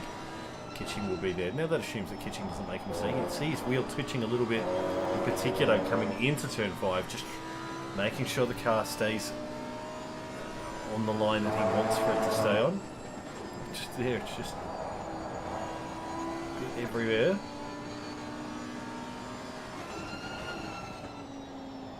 So it certainly doesn't look like it's an easy car to handle based on the steering movements. But I think Kitching is connecting in from Hong Kong, if I recall correctly. See if this Yeah, I think you this are forecast comes correct. to fruition. That would absolutely not be an attempt on a cup, although you might have meant McCoy. Yeah, that's what I meant. I thought so.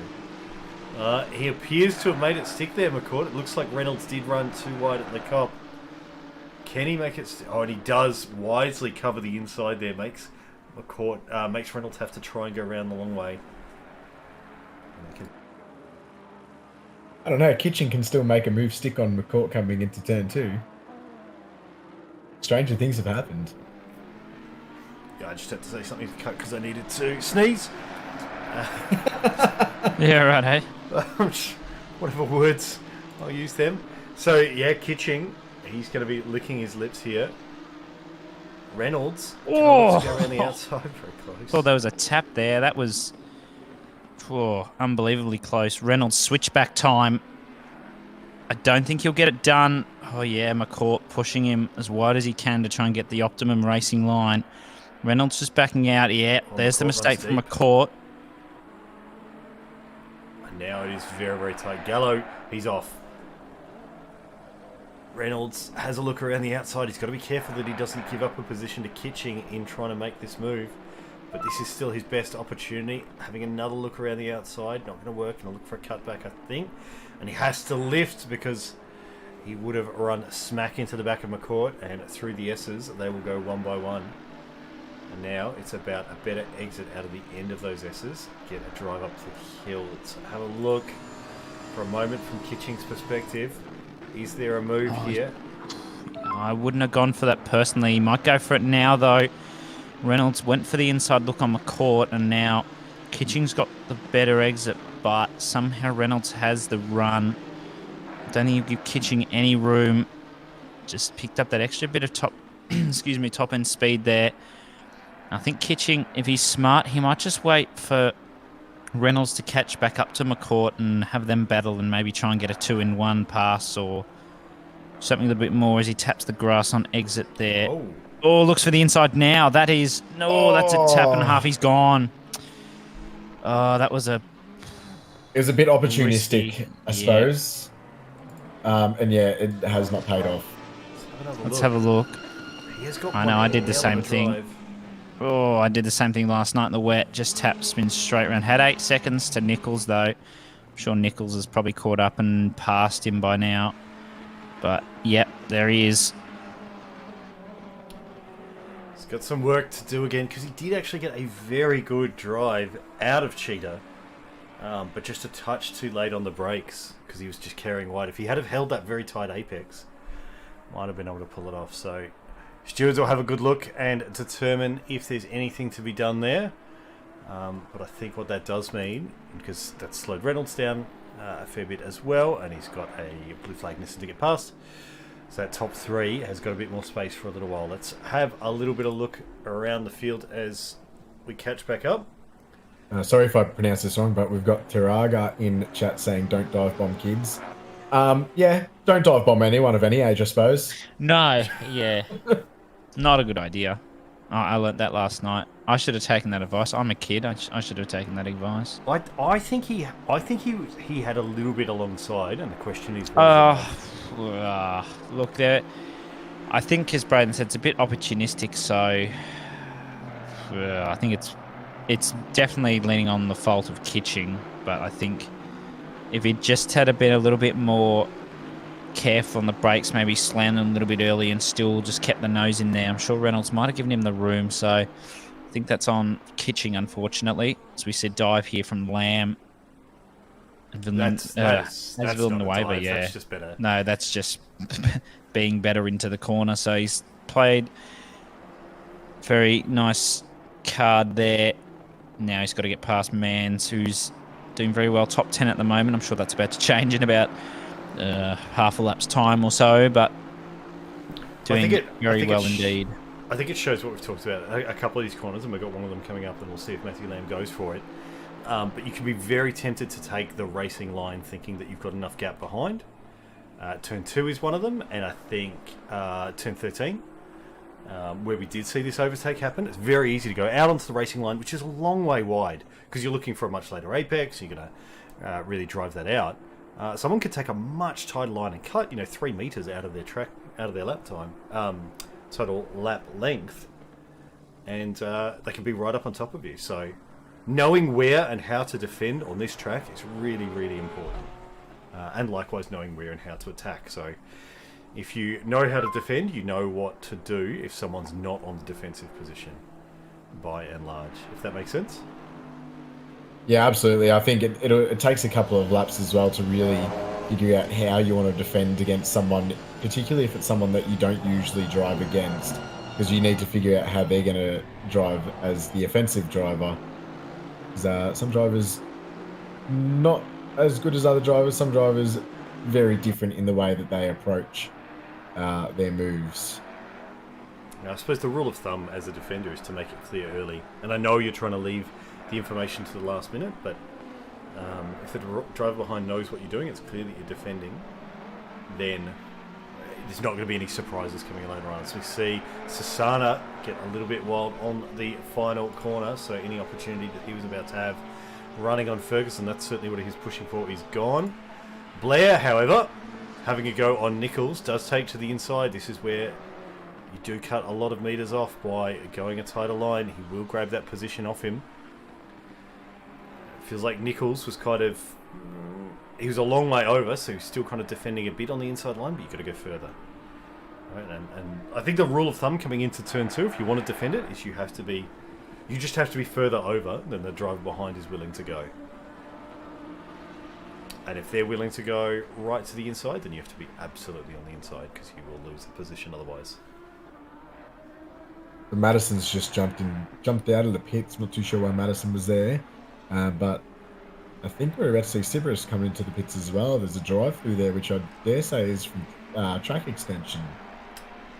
I don't know why Madison would have gone into the pits, because he hasn't served the 15, so I'm not actually sure. I mean, if he did, that's a bit confusing. But yeah, unless he had his own drive-through to serve. Maybe. Yeah, I didn't see it, but may well be the case. So let's jump back down here. As you see, Sorry, it's come to light. Madison has spun into the pit entry. Oh, lovely! That's exactly what we like to see. Wasn't handed a drive-through. Just wanted just to. did a drive-through. Yeah, right. I shouldn't laugh because it's not a great race for him. No, it's not. I mean, the circumstances, hilarious. Yeah.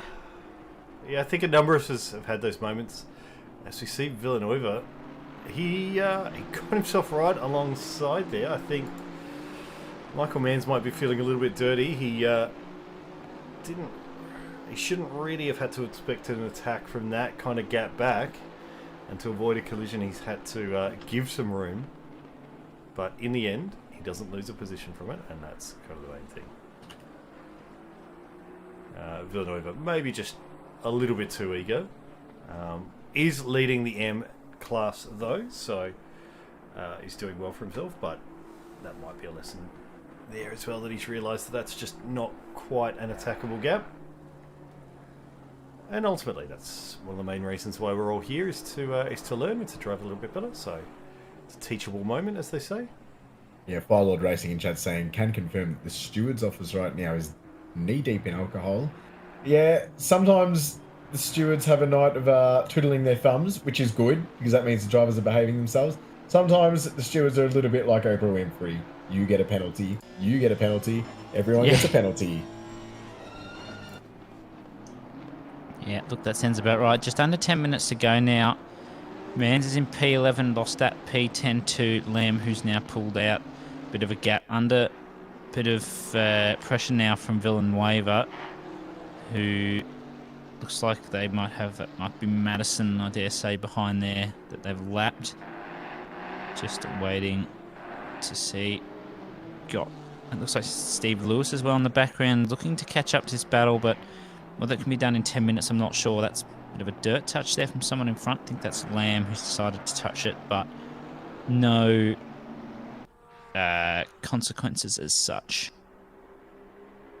That's it. Now, this might be an opportunity for Villanueva. I think that gap's a little bit too long. That'd be one hell of a move, although, and you can see Mans doesn't believe that he could possibly have attacked from there. That gap was quite wide. It's not far. You don't really, on turn 2, you don't have to be alongside when you get to where the racing line breaking point is. As we see, Villanova tries to carry too much speed through turn 5 and does find that does not work for you, unfortunately, and that will drop him back a little bit, maybe into the grasp of Steve Lewis. He's still got a little bit of a gap. So that's some Bentley on Bentley AM action might be brewing. Steve Lewis was 1.2 seconds quicker last lap, actually, than Villanova. So some possibilities there. I can see a fastest lap has popped up, and I think that's for Phillips. Simon Phillips? Jeez, indeed, with a 141.5. Simon currently in P29. So he's certainly got pace. He might have gone into the pits and put on some freshies, I'd say. Maybe. Yeah, it's a little bit too late to be pumping out lap times like that, unfortunately. There's no points for fastest lap, like I might see in some others. What I do want to point out is Ferguson is slowly gaining on Nichols. It was 3/10 last lap, and that looks closer already.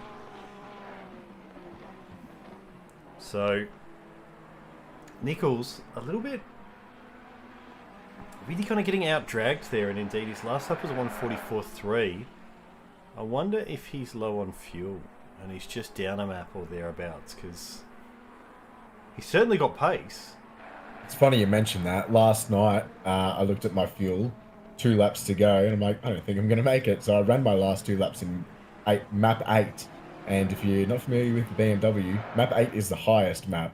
And I made it. The car conked out about 20 meters before the line.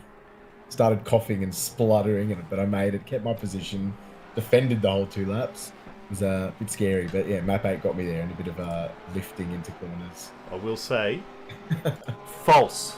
Map 4 is the slowest map, because it is an engineer-only map.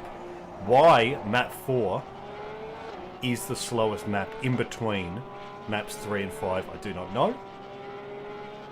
But I know you do not touch map 4 in the BMW. That's good to know for my future formation, lads. Yeah. But it's fine. Map 8 got me there. Just. Map 8 is certainly the one to go for. I've just seen a little bit of yellow down at the hairpin sector 2. But yes, map 4 is reverse engineers map. Don't use very low power. Just don't put it in. Yeah. Well, but I know that they mimic the actual car. For some reason, yeah, map 4. Map 5 is the pace car map, which is actually slower again than map 8. So there you go. Yeah. What map was I on there? I'm gonna have to do some research. You were on Oh. you were on a bit slower wet map with normal Yeah. fuel consumption and a different throttle map. So the map that I should have been using all race, by the sounds of it. Yeah. Yeah, I think map 5 is... Well, I'm sorry, you want whichever map gets you to the end with no fuel. And it sounds like you're on the perfect map for that because you just made it. All right. Yeah. That was by design, I suppose. Calculated. Yeah. Just take it, Braden. Move on, mate. Oh well. But it is, for those who aren't familiar, I think most of us who have done that in the past, yeah, there's a Wikipedia, or ACC Wiki, which has all the engine maps. You can find it on the Kunos forums as well. So we see Sasana having a run on land. He's gonna have to go around the outside, which is usually much slower and difficult to get a cutback because you go for that tight second apex at the top of Lake. You mean Sasana and Ferguson, but you go Sasana ahead. and Ferguson. Yeah. All right, It's been a long day. It's okay. that's it. And Ferguson, Oh, apex to cutting apex. off. Yeah, he makes sure he knows. He needs to make his intentions clear, and if that's the case, Sasana cannot have the position. Yeah, Nichols is looking in the rearview mirror saying, "Yeah, keep doing that for like 2 or 3 more laps, guys. That'd be great." And I having a look through as well, Nichols' best lap is a 1:43.6. So he's 1:44.1, although last lap was a 1:44.5, so that's a little bit off his pace. I mean, the Jag is just not the fastest car, so he is well within his window of performance in that car. It's just other cars perform better. I've just seen something really depressing. Yeah. Arnott's have decided to make Hawaiian pizza shapes. Oh, delicious! I'll get around them. Oh, God help us I all. don't even like shapes that much. Neither but do I'll I, give unless those it's chicken crimpy. Chicken Oh, crimpy is look. really the only good one. That sits on its own, right? Barbecue, garbage. Pizza, Yeah, garbage. no, barbecue bad. Garbage. Pizza garbage? Are you insane? Right? Yeah, garbage. Chicken crimpy is the only shape that matters. Anyway, Glad we can agree on that. Yeah, we're coming to the closing stages of the race, so maybe let's not talk about Arnott's shapes. Oh, we Talk can't. about some more pressing Wouldn't, matters. What, Ferguson trying to hold off Sasana? Nah, and then Sasana trying off Lamb? Don't know what you're on about. Yeah, boo. Yeah, oh, deep there from Sasana, though. Wow. And Lamb's just like, yes, more time, more time. he's thinking, although this is going to be... I think there'll be one extra lap after this. I think Gallo is far enough ahead. And he is, indeed, Gallo is already on his next lap. And coming into turn 2. So with this lap plus one more, these drivers are really going to have to lay it down. And this all matters. So Ferguson, Sasana, Lamb, that's the top of the Pro-Am podium. So right now, they're scrapping over the order. Sasana the order got matters. A little bit taily on the exit of the last corner there. Not taily enough for Lamb to be able to make a move into turn 1 by the looks of it, though. I thought about it. Oh, up He ahead. showed half a nose. Up ahead, Ferguson got alongside but couldn't quite close it out. It's getting punchy. Kitching is on the back of Reynolds as well, but Kitching does have that 10-second penalty, which makes it a little bit academic. And we've seen that incident, and I don't think he's getting off that one. So this is going to go down to the wire, and they open up a lot there through Sunset. But we are not done yet at all. No, I believe there will be one more lap after this one. Just judging where Gallo is on track. Gallo's just coming past the sausage curb now, so plenty of time to give all of these drivers one more lap around the circuit. Let's see. Let me get back on the bonnet of Lamb. So he does get a reasonable view of everything ahead, although right now all he can see is a Porsche, the others are hidden behind, but there they go, emerging into view. Ferguson, he keeps getting kind of close.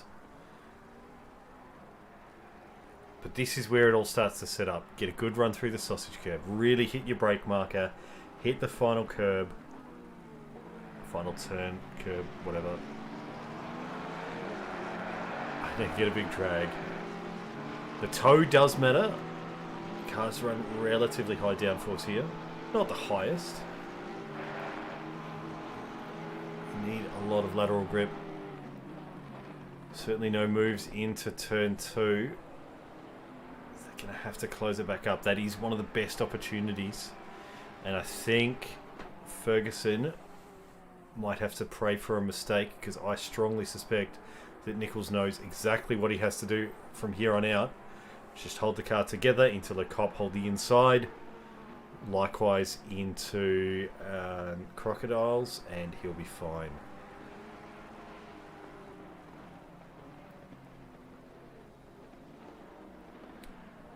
Sasana, however, and arguably the three behind, Sasana attacking on Ferguson and defending from Lamb. That is the Pro-Am podium all on screen. So that might be the one to go. And here we go. Sasana, he's having a look around the outside. Ferguson is holding the inside. That's where you want to be.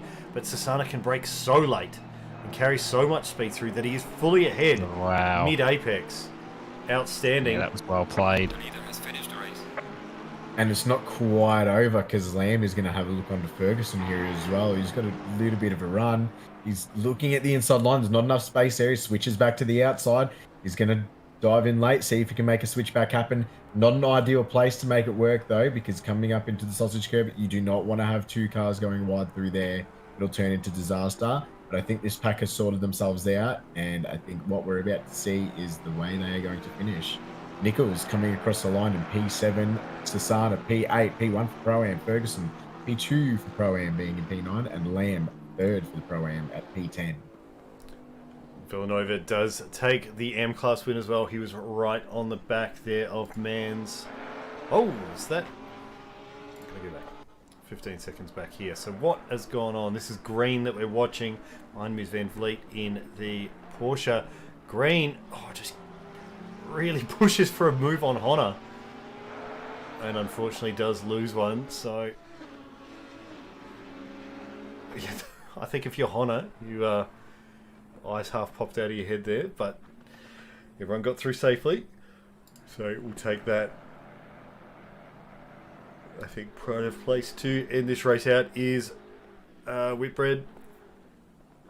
He's not had his ideal race in the BMW, but he's had a punch regardless. So we are, I think, going to quit out and jump to the next split, because that is already in its qualifying, and it is such a short qualifying run, but some outstanding work in that one. Gallo, McCourt and Reynolds taking the podium. Some excellent driving. Well, with all of that said and done, I'm going to leave you boys to it, and we've got JP in the commentary box to fill my spot as well. How are you, JP? Very much, mate. Yeah, good evening, guys. Been better, but yeah, not too bad. How are you guys doing? You'd be tired with the new family life, losing sleep.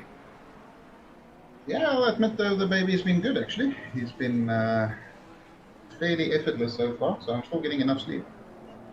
Oh, plenty of time for sim racing. I was going then. to say, plenty of time for sim racing. Perfect. Yeah, the wife doesn't quite agree with that part, but you know. Oh, okay, fair. Nah, should be right. I'm going to leave it there. I'll leave you guys to the closing stages of qualifying. Enjoy the rest of the night, guys. No worries. Thank you very much. Thank you, mate. All right, so no rain so far for this split, but there's still time. We've seen it. I've heard promises, but we will see if they come to fruition. We've only got 3.5 minutes left, so we'll keep it tight to some of this action. Let's have a look. We've got Holmes, half-second gain on his best so far. He's on exactly the same time right now as Gafour behind him. He's looking for more in the Mercedes, which is a little bit of a struggle around Kyalami. Is the track optimal already, or? I believe so. I'd like to hope so, yeah. And this is home turf for you, isn't it, JP? Yes, it is. Yeah. I mean, I live in Victoria, which is only about 60 kilometers away from here, so... Oh, far out. He's made a mess of that. It was close. So he's still got time to do 2 more laps. And I hope he's got fuel for 2 more laps. Well, he's doing at least 1 more lap. As we see, Misson come through with a half-second gain. He had identical time to Chewitt's. Holmes has identical to Fahur. Not anymore. Gibbons and Sweet are on identical times as well. Wow. This is an identical time frenzy. This is insane. Is indeed. Gafford coming through. Picks up a lot of time into the final corner, but loses it on the exit. So just pushing too hard under brakes. Still, that'll jump him up to P9. He'll be feeling a bit better about that. We've got Chris Mitchell coming in 9/10 up on his best at the moment, although he is still 3.3 seconds down, so he will have just had a banker. This will be a proper flyer. Beamer definitely not the strongest car around here. No, look, it's not. Yeah, it does get himself up into P20, but he needs to find a fair bit more time if he wants to get a bit further. Let's have another look at Holmes. So the good news is he's doing even better than he was at this point last lap. There's another 10th and a half, I think. And this will be a great view as well to see just how close he gets to the sausage curb that we're going to refer to a lot. Didn't think he was going to pull that up. That was very well done. Exit was a bit meh, but let's see how close he gets here. He's learned his lesson, moves a little bit further away, loses time, but at least he's going to get the lap in. Yep, and that's a good improvement lap, and he'll be looking to absolutely send it in this one, I think. Gibbons and Jacobs still on identical times.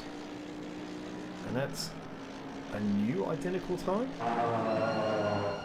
Oh, no, sorry. No. They have actually split. So that's all changed. Pete Chalmers, we jumped to him just coming into the final corner. A little bit, maybe not the ideal line that he wanted to hit, but he's feeling okay about it. 6/10 up. Gets him into P13. Doesn't have enough fuel, so that's where he will stay at best. I suspect there'll be some more time. Drew Laird is come across. He's picked up 7/10 in his last lap. So he's got some more gains to be had. With Gafford, now he was up in about P5 earlier. Some more. That's not a bad barbecue at all. No, that's nice and smooth. Maybe obviously about 100 in it. Wide entry, which is good to get the. Oh, is he going to stay on the track enough? He does. Gain 2/10 from it. That was very risky, but it's paid off for the moment. Can he get decent exit? He does. That's going to be 3/10 up. See if he gets a good run through here. Oh, he's going to have to really make. I think he's going to lose a lot of time. He does. About 2/10 off there. Not going to be happy with that. Just broke a little bit too late. You see if he can gain his time here. Had to break mid-corner there to get the car turned. Another 10th there. Just found very well executed. But loses it on exit. Just a little bit squirrely in a couple of points. Tight to the apex. If he can keep it on and keep the line tight through the final corner, there's at least a 10th through the final. So let's see how he handles this. Bit of time through Cheetah as well. Yeah, nice tight line this time. And there is those couple of 10ths I was speaking about. 3.5 up now. Where's that going to put him? Maybe up 2 positions? It does. Not far off Samwise's time. P11 with 5.5 off pole. That is ridiculous. Who's left to go? David Mawson's going to cross the line. He's not on an improvement, but he's giving it a scrap anyway. And there you have it. So pole goes to Sen with a 140.7. Zach Smith just a hair behind him at 200th, and there is no rain. Boo! It's always tomorrow. Well, yeah, I was well, so that's true. excited when it was raining in the practice server, and then the weather forecast just kept clearing and clearing and clearing, much to the disappointment of everyone. And I think it is a track that's actually not too bad in the wet. Some of them are absolutely horrible in the wet. Really horrific. Cough Spa, yep. It's really grippy, actually. It's not quite as challenging as Spa or some other wet tracks. only lose about 5 to 8 seconds on a lap, depending on the weather. Yeah, and I feel like it's a track where it's about good execution and not making mistakes. And there's a fair bit of variance in the kind of lines you can take through some of the corners. And so when it is wet, you've got a bit of range available to you in your normal laps, and when it comes to attacking and defending. And that's, I think, what makes it a great track, one of the great tracks, in my opinion. But, Well, yeah, with a little bit of bias included, I'll definitely put it up there. I'm not sure my brother is going to agree after today, but yeah, no, it's definitely a beautiful track, and it makes for good, fun racing overall because it, as you said, because there's many different lines, you can still go side by side through a lot of the corners and not really lose much time. So it makes for very good close racing. Yeah, absolutely. I think there's a few people who hope that F1 comes back to it shortly. That would be outstanding to watch. I would love to see a F1 car hit the murder sausage. That'll be interesting. That would be funny. It'd land halfway down the main straight, I think. Yeah, I'd say so. Take off. Yeah, you might be right about that one. But curbs are there for a reason. Don't cut them. And they're the best drivers in the world, so they've got no excuse. The best drivers in the world and Mazda. That's fair. You know, the best drivers with enough funding to get there as well. To be fair, because it's not cheap. It's not cheap at all. Let me just think anyway. Money talks, but what also talks? I don't know how I was planning on segueing that in. You were gonna what talks is these cars on the track? Is that what you were looking for? Yeah, I mean it does. Yeah, I kind of started saying a sentence without really any thought about how it was going to continue. Well, yeah. Look, you know, I was gonna, I was gonna try and segue with like they've got the best drivers in F1 and we've got some of the best drivers in Asia Pacific, but that probably I don't know how that would have segued, but I was gonna try it. I mean, I'm not wrong, but still. That's fair. That's fair. I appreciate you trying to salvage. Look, I was going on. Yeah, I know. I tried. I mean, as I single somebody out in the Formula One, am I supposed to single somebody out here as well? look, I think that's Pacific and yeah. Well, I mean, we can single people out. We can say who those good drivers are. You know, those Philippa Boquitas, Andy O'Hara's, those sort of people, Houlihan's, our Smiths, who are Adini. Oh my gosh, what's wrong with me? They're all the way through. I knew there was someone I was missing. Yeah, they're all over many splits. Madison's, Rose, yeah. I do want to interrupt this name drop. Go on. To say just for Janice, Callum Gibbons set a screen, or at least a virtual version. So we can keep the start pinned on him, and we send a screen for you. Unfortunately, it gives us a great shot of the entire starting grid, so it's a win-win. it's not looking very emotional in the car, so you can... No, it's focus time. Focus time. Do you want this, JP? I can take it, yeah. Excellent. All right, I'll get the next one. So, yeah, coming onto the main straight, safety car dives in. Sen is your pole sitter. Smith in second, Floyd, Baldwin in second row, Sweet and Gibbons, Jacobs and McIntosh, and Ricciuti and Holmes rounds out the top 10. And they should be heading off any time now-ish, or now, maybe now. Green light. Go. Definitely now. And no real great jumps or no real slow start so far. It's Floyd having a look there, or Sweet having a look on Floyd. 5 wide into the first corner at the back there. They've managed to make it. No, they haven't. No, they haven't. That is going to be a safety car, I suspect. That was pretty ugly. Well, maybe not. There's only kind of one car. Only one car that actually got turned around. Everyone kind of had to just part ways around. I think that was David Mason who got turned around. Yeah, a little bit. Going around outside there. It's a little bit unfortunate, but yeah, it's a good point. It doesn't look like it's actually been too catastrophic for the bulk of the field, which is more what the safety car is reserved for. Rashuti, though, has dropped a fair bit because he did round out the top 10, if I recall correctly. Yeah, it was P9. Yeah, he was about P9, P10, somewhere around there, P11 maybe. So dropped a fair way back. That's Bendeek trying to go around the outside of Chalmers, or is that Neighbour trying to attack him? I'm not quite sure. It's one of them. It's Neighbour trying to attack. It is Neighbour. Yeah, okay. Bendeek will have the inside coming into the Crocodiles. Question is whether he can hold it and get enough drive. And I think Chalmers, or Neighbour rather, might be able to, yeah, he'll get the drive on the exit. That's a good exit. Very nice move. He's a bit of that kind of cold tyres still. It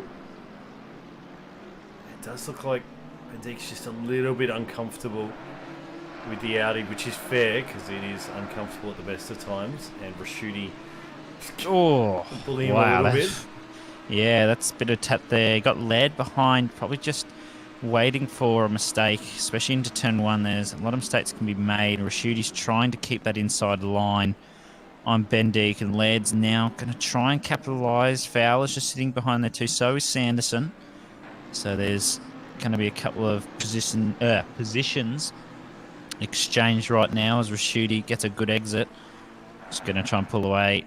Looks like a little bit of a battle at the back there behind Lawson and Co.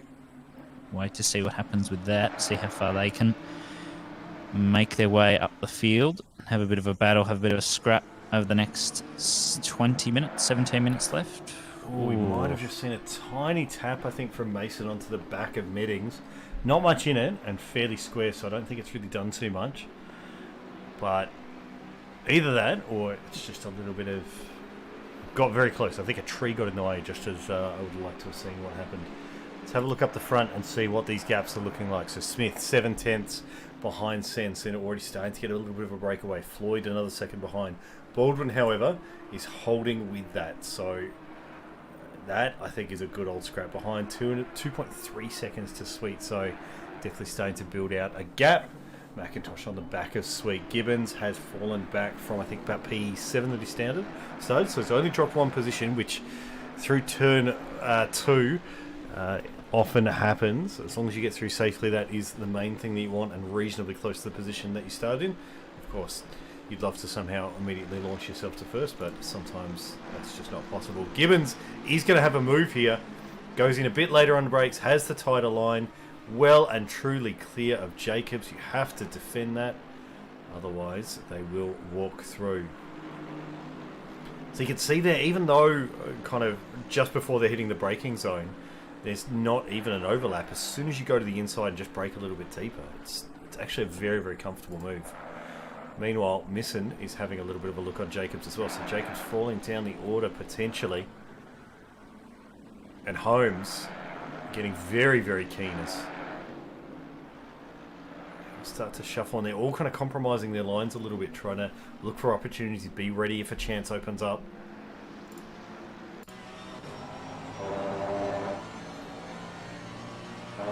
This is Holmes' perspective on this little battle. So he doesn't feel like he's anywhere close enough to dive in on that braking zone, and indeed he was not. That would have been absolute suicide.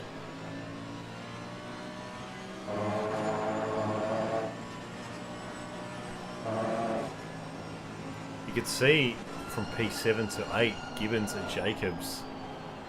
Gibbons already 1.6 seconds clear of him, so I wonder even if Jacobs has let him through, he knows something that we don't. If Jacobs is lacking pace, or just maybe overly defending at the moment and just not putting a proper lap together. Because he's been under attack for basically 3 laps so far, so he's just being defensive the whole time. Yeah, hard to say. but there is quite a difference in their lap times. Holmes starting to fall back into the clutches of Gafford and Chewitt's, Chalmers, Neighbour, Rashuti, Van Dijk. You could see them all coming in through the background. That is going to really be one of the main battles to watch. This is Chalmers in the leading Honda with Neighbour behind him. Neighbour wants a position, I think. And I think he's had to lift a tiny bit as they came out of Clubhouse. Yeah, but that'll allow him to get the better exit and maybe just trail him out of the exit over the top here. Or much later on the brakes, that's going to cause him... He stays on, but Rashuti says, nah, I think I'll have that, thank you. We're going to go side by side, though. Can't exactly remember what's got the better brakes out of these two cars. I think from memory it's the Honda, but I haven't driven it since last season, so I'm sure that is just full of lies. But Rashuti's still behind. Yeah, I wonder if into the Crocodiles whether or not Rashuti just felt like there was an opportunity. As we see Holmes ahead, looks like he has just lost a position to Gafford. He might lose another one to Chewitt. And another one to Chalmers, possibly. That is very up close and personal there. 3 wide. This is not going to end well. Hopefully, Chalmers might back out, even though he does have the inside. Yeah, and that's why. Oh, Was there contact between Samwise Yeah, and there was. I think just Chewitt may have turned in too tight. Samwise didn't have a lot of places to go due to Chalmers diving him on the inside, so I think that might just, unfortunately for Chewy, there be a racing incident. So that's play on, that's fair. Well, at least that's what I think. I'm sure the stewards will tell me otherwise. We'll keep going though. props to Holmes as well. He noticed, I think, that Chalmers did not get the turn 5 that he really needed to, and was immediately on it as well when they tapped. When he did tap with Chewitt, immediately on the brakes, stabilise the car, keep it pointing forward, and then get back on the gas. So really, really nicely done. It would be tough, I think, to say whether or not that was a... I think that Chewitt's Holmes touch was certainly a racing incident.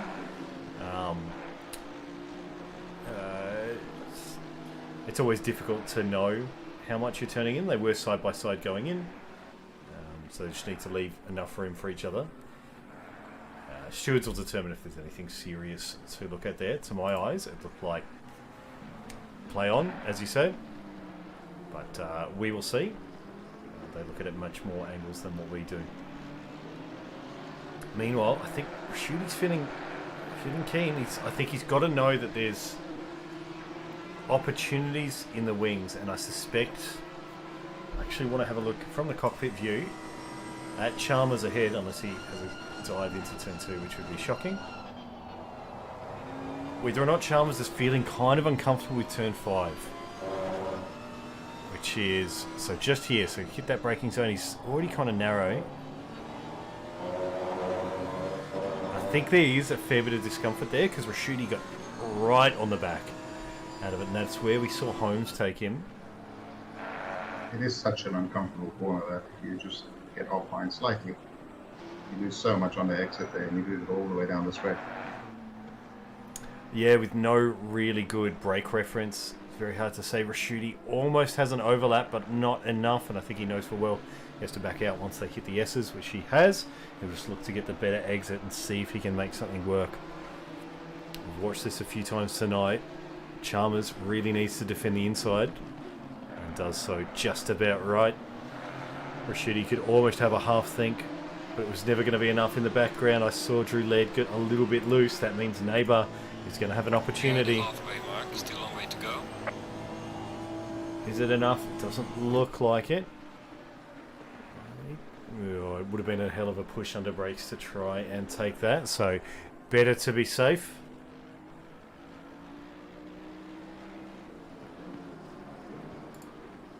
Another look at Rashuti, so he's taking a much wider and then later apex onto the final turn. He's going to absolutely They remind each other that they're both there. Rubbing is racing. Well, it's one way to let the other car know. Looks like the Lamborghini absolutely running high downforce. Oh, that's a bit more than rubbing, but Rashuti does well to get it back online. What's going on there? It's Bit of a... Got a bit of tapping. Oh, yeah, and I think Neighbour's going to take advantage of it now, and his own teammate gets very up close and personal with him and puts him in the wall. Oh. Chalmers. That hit will be bad because it'll be on the rear left, so it might really upset the car. He might have gotten away with it, only having lost 5 or so positions. Oh, was it? You can see how it happens. You just get a little bit off balance from the first tap, and there was nothing in the first tap, and then it just kind of flows and flows, and cars start to run through, and they want to grab a position from you, and it all goes a bit sideways. See Sanderson there had to defend against Chalmers, trying to get back into it. Yeah, Bugden pointing out Chalmers going to need a trip to the panel beaters. I think it's going to be more than that. Look, I'm thinking that's probably about right, at least. It will buff out with a new panel, probably, but I mean, doesn't look too bad, actually. he might have really gotten away. Whoa! Oh. Okay, that's... Yeah, righto. Yeah, that's interesting. Now, as far as sausage hits, he's not put it into a wall, and he's ended up with it pointing forward, so that's okay. Sanderson will continue on. You can see Chariot has picked up a 5-second penalty, so that'll be for the earlier tap. Stuart's deeming he's slightly in the wrong. There's not much in it, so that's why I think it's only a 5-second. In the end, I assume it is for that hit. I didn't see anything else that would probably justify it. But, we haven't seen every single incident.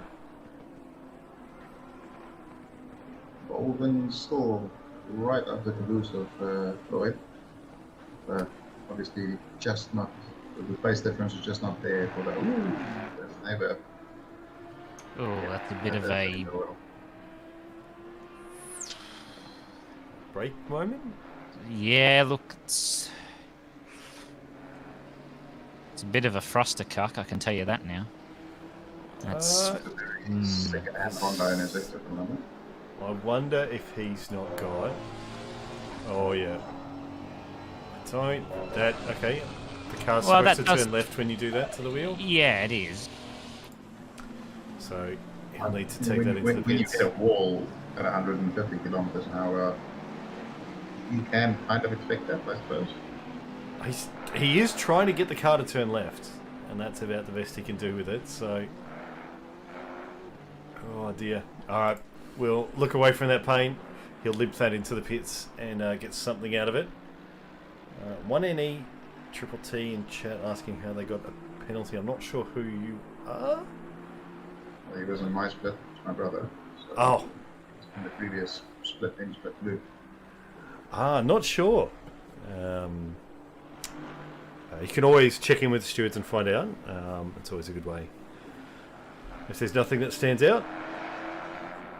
Well, considering he got murdered before the first corner in the first race and went to the pits and didn't do the second race, I don't know what he got a penalty for. It's just Interesting. racing. I'm sure he can have a chat with the stewards if he's got questions about it, but all the decisions made by the stewards are fair. At least that's my opinion. I'm sure other drivers disagree with that, but it's just sim racing for you. It's not always clean. It's always at least an incident or two, and there will be penalties handed out. But Yeah, I think it was just an overlay issue, as he said. Oh, right, like it's it could be. the race control. Yes, the race control is not connected properly. So if a penalty has popped up in the stream overlay, if that's what we're talking about, then yes. Oh, he has because Sherwich got the 5-second penalty, and he also races number 5. Of course. That, Right, There I you see. go. Right, well, you have no penalty. Don't stress. Yeah. You can go serve a 5-second now if you feel like Still it. I serve guess. it. Still serving, yes. Yeah. In the meantime, we've got this one, and it looks like a lot of these battles are starting to turn into just kind of pairs. So we're watching Baldwin on Floyd, watching them for a lap or so now. Baldwin will be able to draw that AMG rear end from memory by the end of this race. Yeah. And I mean, him and McIntosh can both share notes, I think, because they're both Bentleys, they're both chasing Mercedes.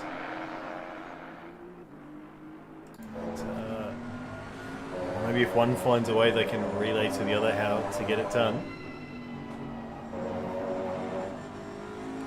Now, that's a good point. Baldwin having a look on the inside would have been opportunistic, but sometimes the car ahead brakes a bit early. You might still have a chance. Doesn't particularly compromise the hairpin to take a tighter inside line at the start. Yeah, I prefer to take like the line even without a battle or anything like that. I just find it to be a bit more consistent and safer. Very close to murder sausage. Yeah, sometimes just doing less meters is the way to go.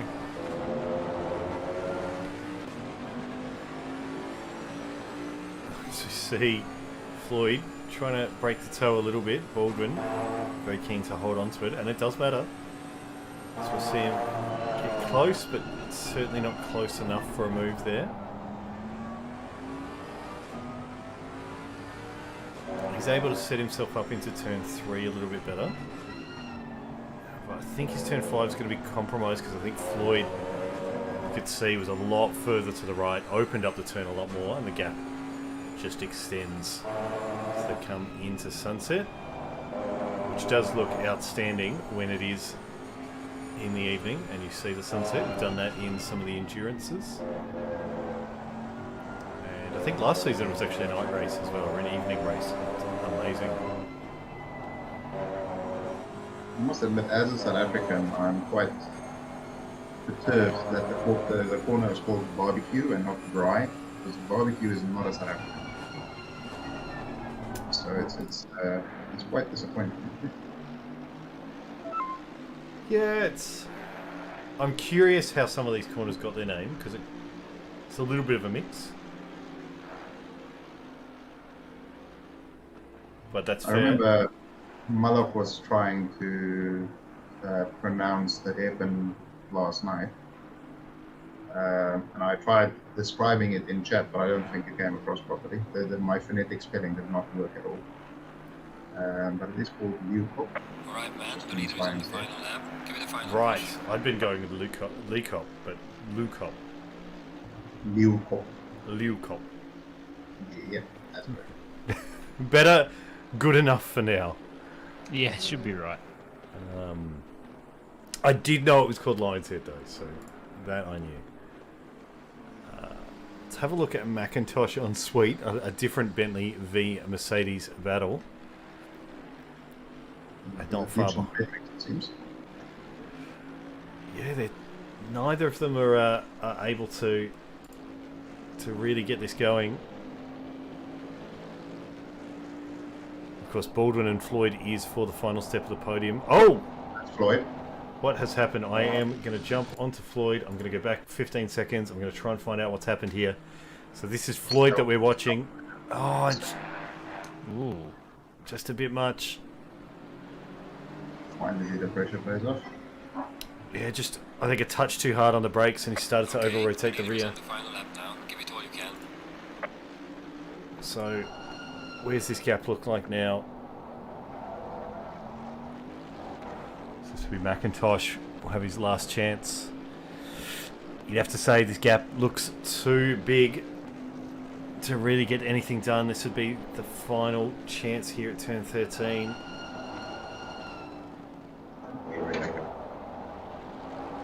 And just doesn't quite get it turned around as well, so any kind of last-ditch efforts into the final couple of corners not going to happen. I think he knows it full well. He'll set up for the reverse grid race. We'll see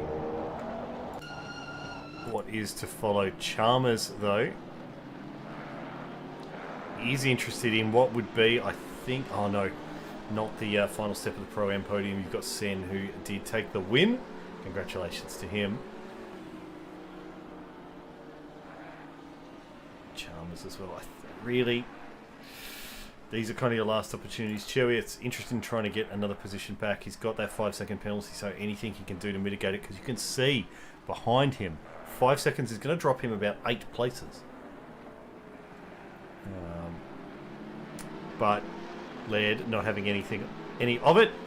Of course, that 5-second penalty can be challenged as well, so it's right for Laird to do that. And Chewy pulls it off to the side there. Clayton coming through in the Jag in P22. Some good races, and there's 30-odd drivers here. Bendik, what's going on? His fan club not in chat so far, so they're not giving him the energy he needs. And the Audi, a very tricky car to drive at the best of times, and here it is quite a challenge, as we see Parkin. He's finished with that car. Green light. We go to qualifying 2. And I think if I do this, and this, we could pull up what the final results were. So Sen, Smith, Baldwin taking the top 3. We didn't really see much of Sen or Smith. They got away pretty cleanly at the start and never really came too close to each other. So some outstanding work there. The Pro-Am podium as well goes to Sen, who did take the overall. Outstanding drive. Gafford and Laird on the next couple of steps. So Mitchell close. Another second or so to go. In the AM class, it was Sanderson from Mason and Leonard Scott. Sanderson, Mason, half second. Very, very tight there. I'm assuming Sen is not far away from a pro class promotion of performance like that.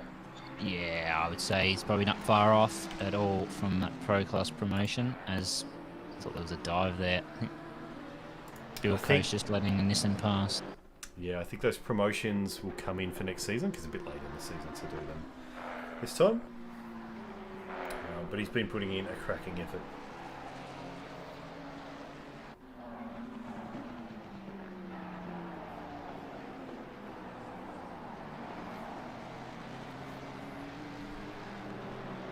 So our last chances at rain will be in the main race.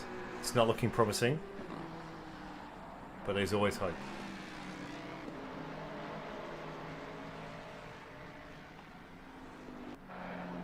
I would definitely bet about 100 octanes that it's not going to rain. Yeah, look, I don't think it'll rain either. It's a chance, 2 hours. 2 hours between qualifying and the race. Well, in the next half an hour it's not raining and the wind speeds are low, so not likely. You just got to believe.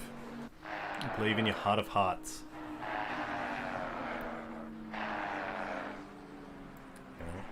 What would be ideal is like 20 minutes into the race, the rain comes. That's the mint. That's the juice. That's what I love to see. I think those times when people have to make a decision: do I switch tyres? Do I stay out? What kind of pressures am I hitting?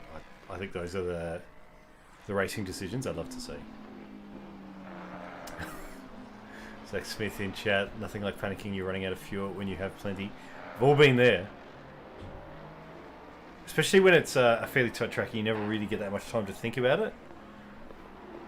And you kind of sit back and do the maths when you finally get a chance. You're like, actually, I've got heaps of fuel. What am I stressing about? Yeah. It's, I think doing maths on time is something that people struggle with. I know I certainly do.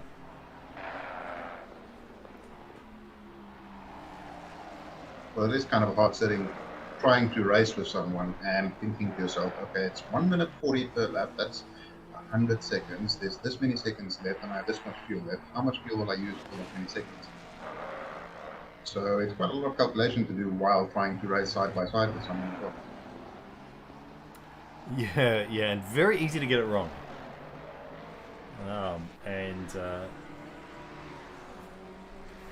and have to switch the engine map down or something like that. Even when you've set it up and you did that calculation at the start, before the race started, you're like, no, this is how much fuel I need. And you're like, how have I got this 5 laps off? No. Yeah, exactly. So we see the first time start to come through. So Girardi with a 142 flat or thereabouts. That's not bad at all for a first flyer. Johnson looks like he's come in with a 142.1. Sanderson a bit further behind. Leonard's got as well. They're coming through behind. Parkin.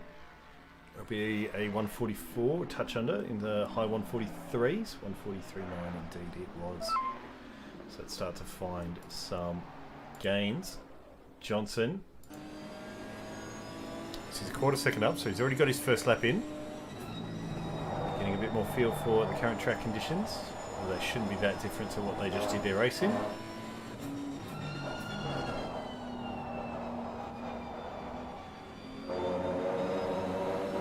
Looks like he has to wait a little bit on the exit just to get the car to turn out.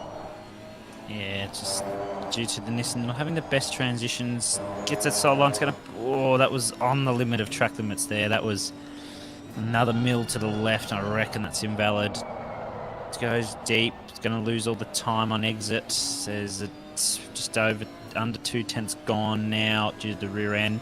If he'd kept that time, I reckon a bit on pole there, but still got a couple of corners left. I'm sure he can find the time. He did come into Locop with 3/10, so it wasn't too far off because he did end up over-rotating and at least getting the car pointed forward.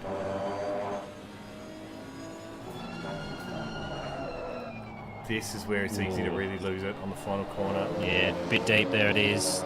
That time loss. Still, a couple of tenths up. You take that. 141.9. That is very respectable indeed. Neighbour. He's got a bit of traffic, and if it's a valid lap traffic as well, he's going to be spewing because he did have to lift. And you can see he's found himself now a bit more gap. Now he'll have enough time for this lap plus one more, so that's okay. It could definitely be worse. Stuart Matthews is coming across with a 9/10 gain. So to get him just into the very lowest of 143s. Dale Lawson. Also 9/10, although doesn't quite get the exit. BMW struggling a bit more as it is wont to do. Low 143s. Viney, however, is 3/10 up right in the first sector. As I say that, he loses a 10th. But 2/10 up is still good. He needs a bit more.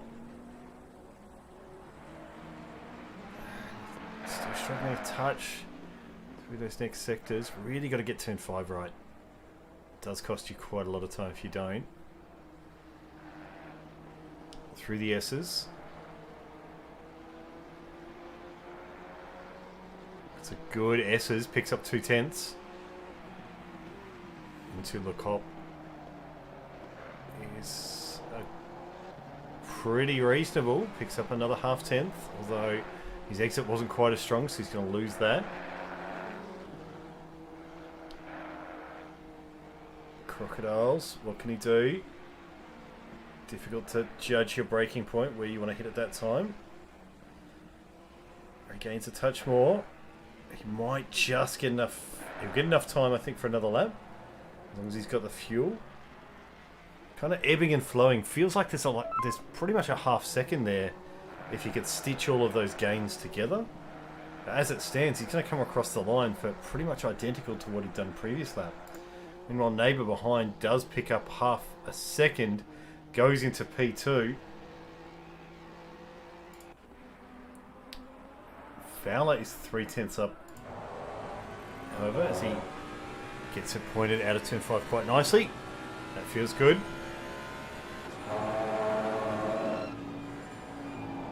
Sunset, just a bit hesitant. Coast at 3 and 4th. Some drivers like to shift it down and get a bit of extra engine rotation. Jag, not quite like the other cars though.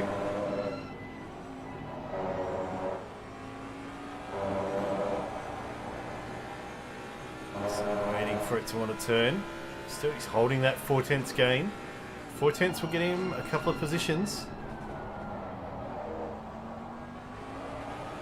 5's better. He'd be happier with 5. He'd be much happier with 6. 6/10 will get him all the way up to P6 thereabouts. It's a good effort though. Let's see if he can gain more time through here. Just shift down into first. The Jag does have red on first gear. Keep it on the track. Don't invalidate. See how much sausage he takes through here. Oh, has to lift a little bit. It's going to lose him a little bit of time. See what his line's like through here. Get a decent exit. Loses half a tenth on exit. Still going to put him up at probably at 3 places. It does P7. Good lap. Yeah, you won't feel too bad about that. Justin Clayton behind in another Jag. He's a full second up on his lap. Well, he does lose a touch on the exit. Still, 7.5 tenths gain jumps him up into P8. So there we have it of the guys who did the second qualifying. Chewiett takes that one, so he'll start P13 with a 141.4. And again, oh no rain. It's outrageous. Oh, I can't go and view the times, so we have to imagine in our hearts what they were. I think they all did 140 split. Just make note. Yeah, that's it. So, for the wet racing aficionados, we will have none tonight by the looks. Always next week. Always next week.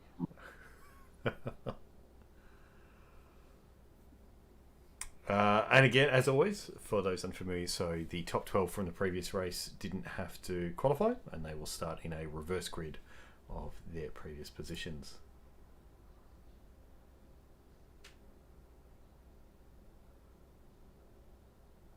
Let's hope for no carnage on lap 1, please. That's it. Now, these reverse grids can get a little bit spicy for that. Especially right at the start, we'll often see some big jumps, but I think I have hope. I have faith. Yeah, so do I. I don't. It's it is very easy to get a bit tangled up, but we'll see.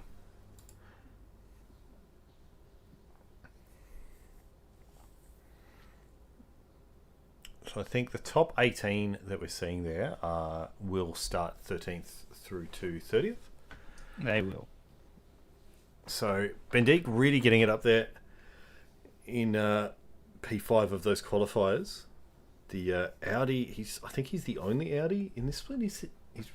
Sen, who did get the win in the last race, is the other Audi. So very tricky car here, because it does like to Audi things if you touch some of these curves. So we see the Alpine safety car make itself known. I can't. There's something about I really want to like the look of the Alpine, and I can't, and I don't know why. Yeah, it just looks weird. Even the cameraman doesn't want to look at it. Yeah. It's like, if I have to. You mean the design of the car or the livery? I mean, look, the livery is something special unto itself. I think that's by design. It does look really nice in the Alpine blue.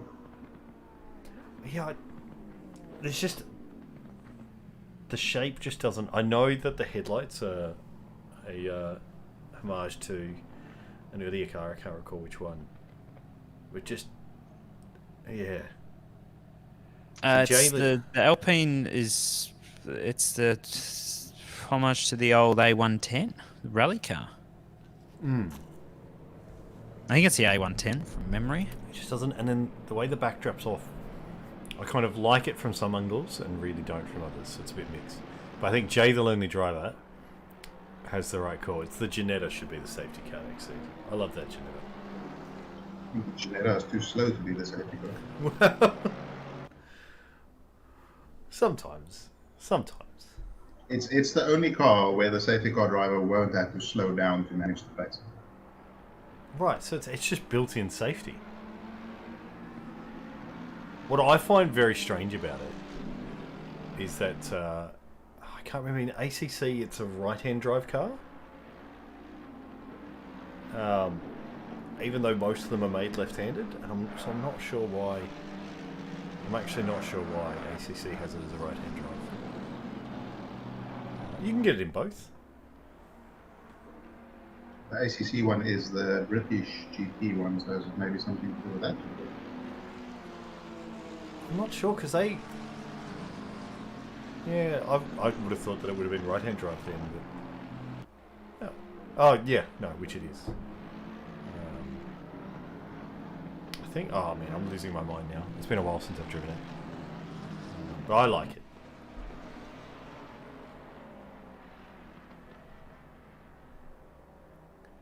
I think the Maserati should be, any wet race, the Maserati should be the safety car. Yeah. It's And whichever driver got the most penalties in the previous race has to drive the safety car as punishment. Yeah, something like that. Yeah. It feels like that's a car where there really should be a. Are you sure? No, this has no ABS and traction control, right? Yeah. Because the amount of people who've been caught out by it, they're just like, I just can't get it to work. We're like, yes, it is very, very hard to drive. It's just essentially, would you like death, sir? Sure, jump in the Maserati. Yes, cake or death. Anyway, all right, I think this is my one. Yeah, go on, mate. And now, of course, because it is a reverse grid, the green light will be a little bit later than normal. So indeed, that will be when Chariot crosses the line. So heads up for that one. Stewards will be in these drivers' ears just to make sure that they are side by side. That looks like a pretty good grid. I wouldn't mind seeing, I think that's Gibbons a little bit closer up behind. But he's not too far off, so it's all good. We should go green just about now. There we go. It looks like a pretty good drive out of Gafford out on the right. And indeed, he's absolutely swamped over Holmes, who's had to tuck hard to the inside to try and hold his position. Gibbons is staying in around the P4 that he should be. Very tight between Gibbons and McIntosh. I think that he's behind in the Bentley. I'm going to say McLaren's has lost out a fair way. There's a tap between Holmes and Gafford. Gafford is pushed off onto the grass, but does get it back in without any incident. There's a Nissan around in the background. That is car number 33, which There's been a safety car call. And there's a safety car call. So let's have a look at what's happened there. Car 33. My orders are switching around all over the place.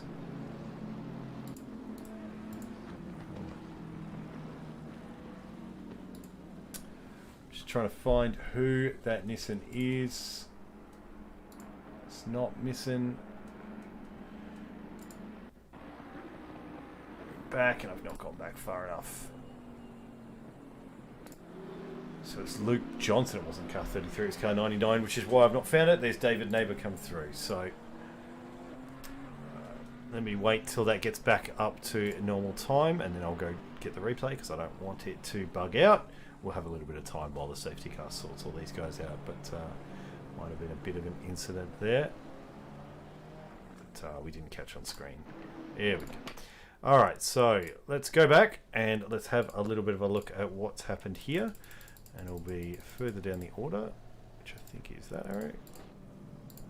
Now we've got to wait for them to do their formation lap. And I want this way.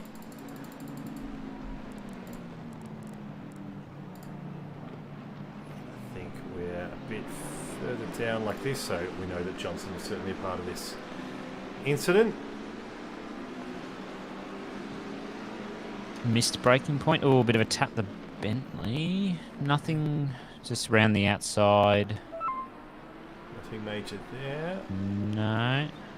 There's a Jag and a Nissan in the background. It's a Honda there, and just dead. Honda on Honda, Jag, Nissan, Audi, everything dead. It was indeed. So the Honda would have been Chalmers. Let's go back. Grab a little bit more of a look there. I think it was Neighbour was the first one we did. You might be right. You might be right, and I think you are. No. Yeah, just get spun around, and then they've got no idea where they can really go. It wasn't actually that many cars, but I think sometimes it's better just to be quick on the gun and call the safety car out.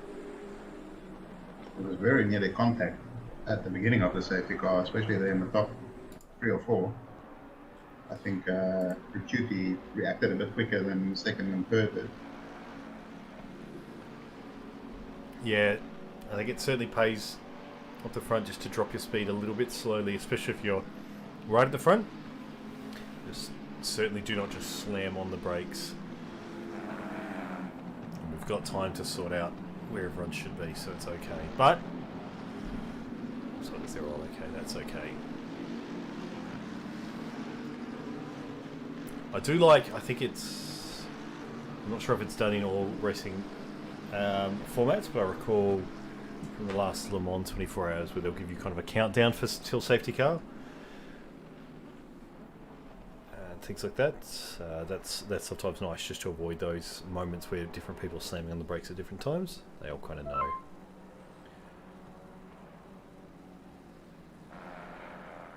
Safety car jumping in? Or? I believe so. Safety car will be in this lap, I think was the message. It is indeed in. Is. Restart time. You got this, Hobbsy? Yeah, righto, here we go. Rashudi's already off. Very good exit out of the final corner there. Caught Jacobs napping. Looks like Samwise also caught Missett napping. Already pulled out a gap. Coming down now to turn 2. Just through turn 1 there, the kink. Looks like Gaffor's going to look for some potential move on Missett maybe. So we see all the cars in the line. Rashudi's taking advantage of the napping that he caught of the Jacobs doing, and hopefully Samwise can hold on to this podium position for now. He's looking pretty clean, but missing very clean drive as well, pro driver as well, coming from the rookies last season, driving the Aston to this season. Sprint driving the Nissan, found pace very quickly as Gibbo has got Baldwin, who's really looking to get past him. Looks like he's got some decent pace. He's just going to look for the pressure. And Cheriats is also behind. So the only prime in the top 10 at the moment is Gaffor up in P5. Very good performance from him so far. Good on the restart. Our race winner from last race, Sen, down in 11th, trying to catch up to Cheriats, but has the pressure on from Sweet. We'll wait to see how that one unfolds. Yeah, I saw Sweet for a half second almost kind of throw the nose around, try and get a run on Sen, but wasn't to be. Now he's got Zach Smith behind him, and that is a tough one. I think Smithy might have a go at him here into turn 13.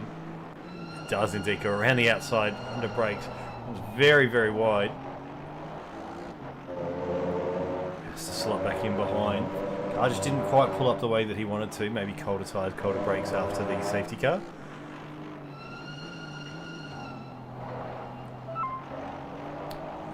Props on him as well, because I mean that's an opportunity where you're like, look, I'm just going to run quite wide. I know that I'm going to run quite wide. I'm not going to, it's not like a push up the inside.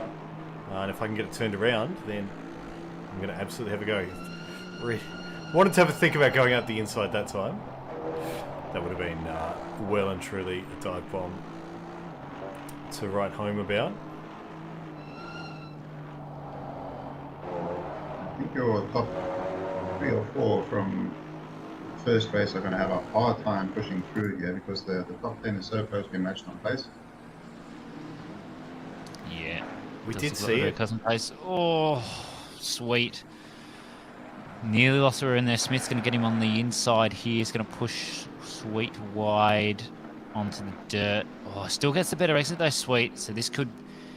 Yep, Sweet backs out. Let Smithy have that one. And he's through now. He's going to have a bit of pressure from Girardi, but I'm sure Sweet's got the pace to pull away. Not much else of a change in the top 10. Positions all still appear to be the same. Shooty pulling out that gap to Jacobs now. It's about a second. And then Samwise, Misson and Gaffor in the top 5 still. So very consistent after the safety car restart, which is good to see.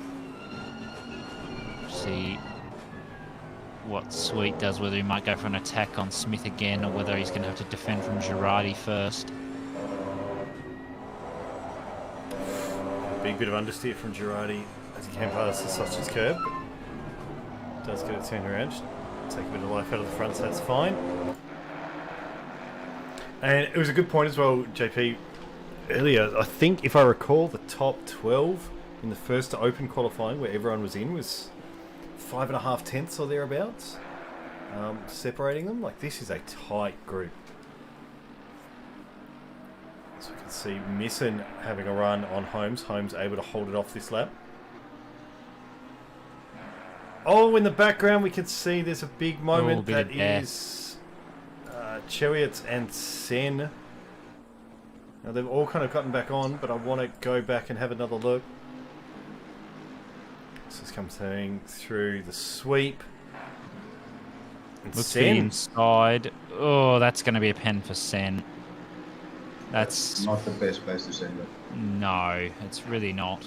But no, he went for it and he wanted that position, but unfortunately, that's tapped Chewiot's rear end round and lost him about 1 to 3 or 4 positions. So I'd still say there's a penalty coming for Sen. There wasn't, in my eyes, sufficiently alongside to go for the corner. But now Floyd, excuse me, on the back of McIntosh, who's trying to make his way up to Gafford, who's fighting with Misson and Samwise Holmes at the moment. So I think there's going to be a lot of spice going on. There's a line of about 3, 6, 7, 8 cars or something here. If I can math, 3, 4, 5, 6, 7, I think. And looking to the inside there, McIntosh is trying to defend Floyd for his life, but Floyd might get the run down into turn 2 or go later on the brakes. He's going to go for the inside if he wants it. Floyd has to go for it now, or he's going to be respectful and just defend, hold back from McIntosh. As we just see inside there, Gibbons and Baldwin still fighting for P8 there. They don't want to fight too much though, because they want to keep up with Floyd and I think McIntosh. Misson almost had a run around the outside, but Holmes did get enough of a drive, but he's drifted. The rear. Oh, that's going to be... Don't rejoin like that, Samwise. That is not smart. Oh, keeps the position, though. Misson won't be happy with that. It's fair play, though. Looks to the outside, then the inside. See whether he can pull this off. This would be... wow.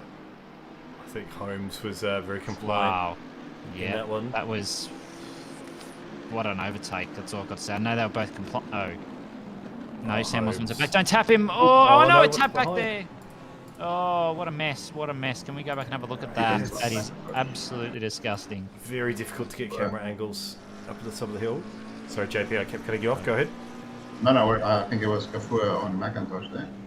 Oh, just a bit. Oh, so Gaffer was backed out. Or was that Gibbo? I think it's Gibbo, and just a tap there. Oh, you hate to see it. Not a good corner for the Bentleys. Yeah, it was a bit... Indeed. That was a bit ugly all the way up the hill for a few drivers there, to be honest. So hard to say who's at fault. I think stewards are going to have to take a fair few looks at that one to get an idea. But for now, it looks like Gibbons and Floyd have gotten through relatively unscathed. Baldwin's gotten himself a bit of a gap. And indeed, he's fallen a fair bit behind Holmes. Smithy got into the Merc as well. Yeah, there's a lot of cars touching in uncomfortable ways all the way through that that uphill section, and it came to a head. Came to a lion's head, if you will. You're hilarious. I appreciate that you at least knew where I was going with that. What's going on? All of a sudden, says McFreudlich. I think this is Kyalami. It is. It's Kyalami race 2, in fact. I think the top 10 woke up and chose violence. It's pretty much what's going on. I think it's a track that has some real kind of compression zones where the cars you just can't get past, right? So going through with the S's, the sweep is very, very difficult. And indeed, all the way from down the hill, if you're not really close here into the crocodiles, then you're kind of not getting moves. But here, we see a run at the crocodiles. At Smith, trying to get around Chewy, couldn't quite execute at that time. Yeah, drivers, when there's a few corners though that we saw.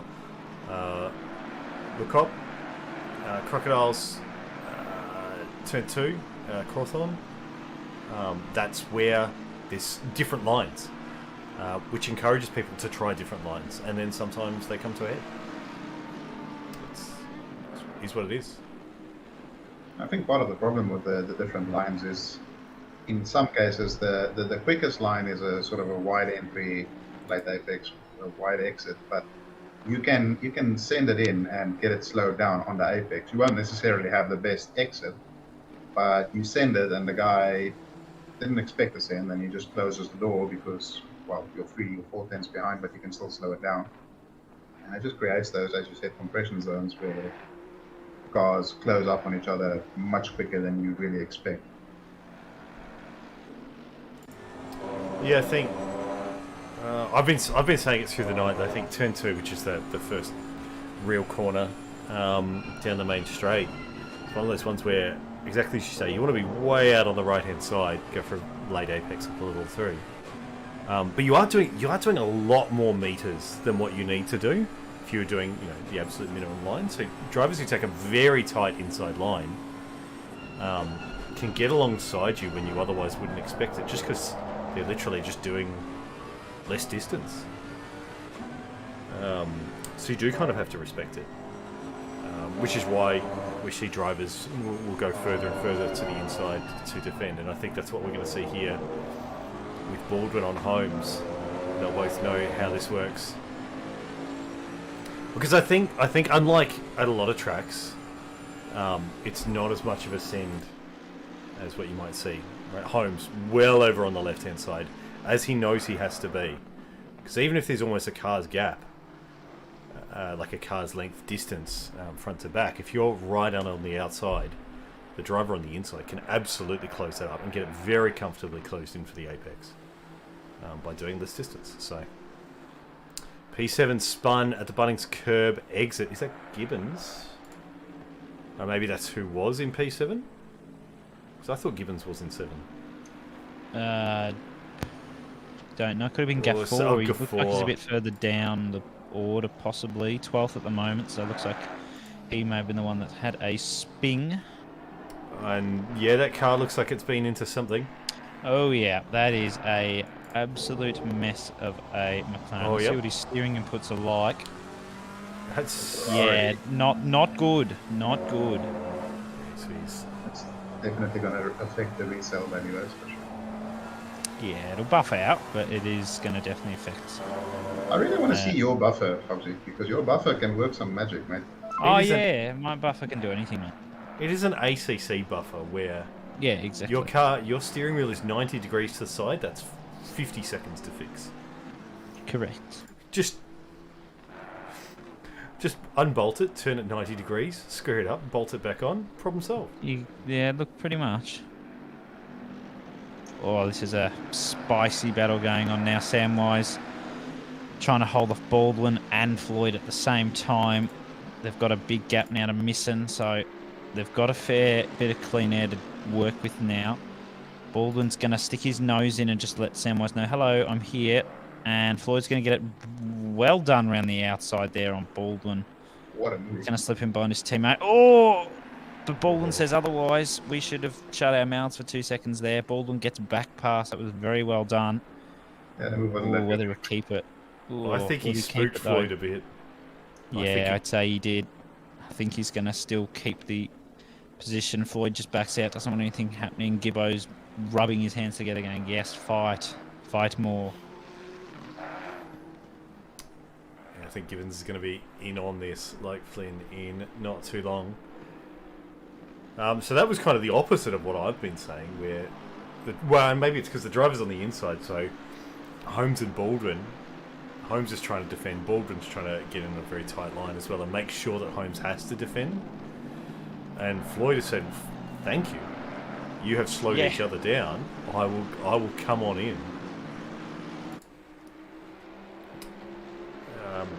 And take the full racing run. So I think, yeah, it's, again, I've said it all through the night. It's stuff like that that I think really makes Kyalami a very interesting track to watch and to be part of. There's a couple of incidents in the background. Tom Sanderson having a little bit of an off. I can see Lyndon Scott as well. Sorry, a good send by Smith there in the final corner there as well. I think he got past. I'm not sure if he made it, but it looked like he got it through on Gibbons. Yeah, he's got that one sorted, but Gibbons backs out. I thought he might have just stuck his nose in there, but decides to be a good sportsman and just keep on driving at his own pace. Let Smith through, try and catch up with the train of three in front, maybe slow them down and bring them back to him possibly. Yeah, You need to give some credit to Fowler and the Jag as well, running 13, leading amp class, and putting a Jag so far up the order here is quite showing. Yeah, doing an absolutely cracking job. Bendik as well in P15. He's there might still be a bit of a battle for the AM podium as well. Mason not too far behind. You're absolutely right. Some absolutely outstanding driving.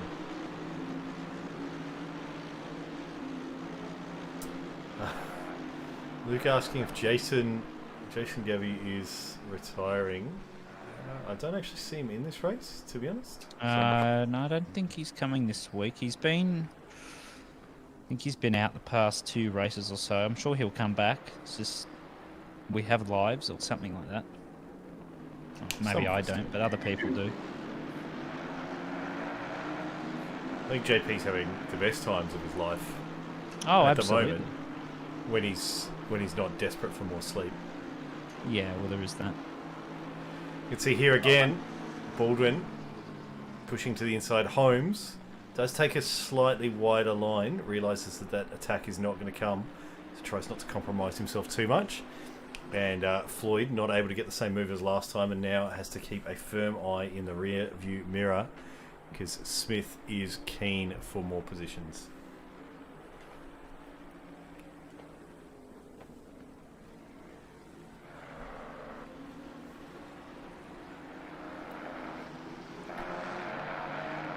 So we're halfway through the race, and there is a lot still to be going on. And one of the things I think will start to form up.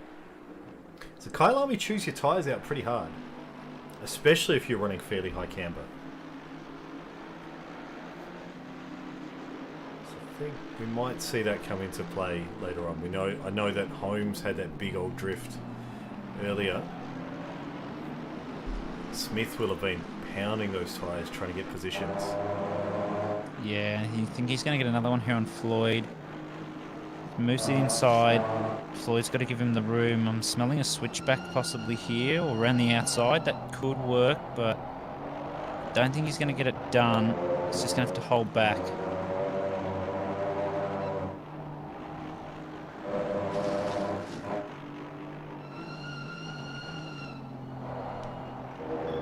Absolute fantastic defense by Samwise for the last 10 minutes already. I mean, Baldwin is all over his rear end, and he's just nowhere he can get past him. Probably going to do it now and reply in my face, but I feel like lap after lap he's slowly creeping a bit further out. So Baldwin, he's finding slightly better defensive lines that aren't costing him quite as much. If you recall, maybe 3 laps ago, both he and Baldwin were right hard up on the left-hand side. It's just gotten a little bit wider. I wonder if in a lap or so Baldwin's going to say, aha, I will take the inside again.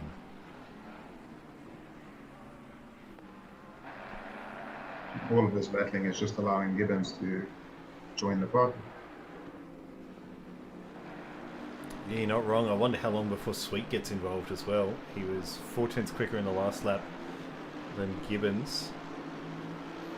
Ooh, here we go. Baldwin's having a look around the outside. Usually doesn't work unless you can get it better under brakes.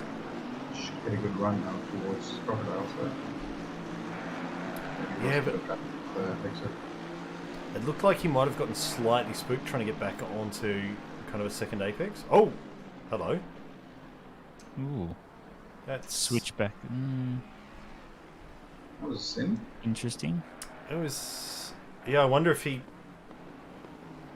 just realised that he wasn't going to hit his brake marker properly and just tried to avoid collision. Meanwhile, Smith did get past Floyd for And P6. Berardi have both basically joined the party as well.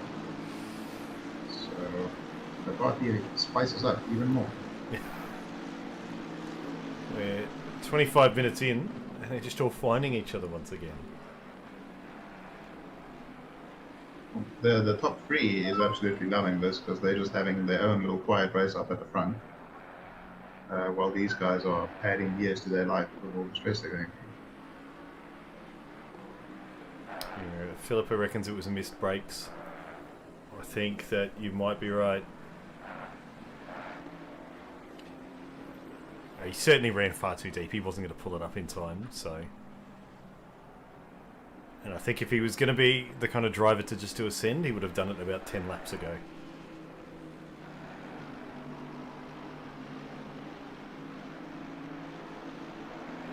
It's time to tuck in. The helicam gets a little bit too close to see anything.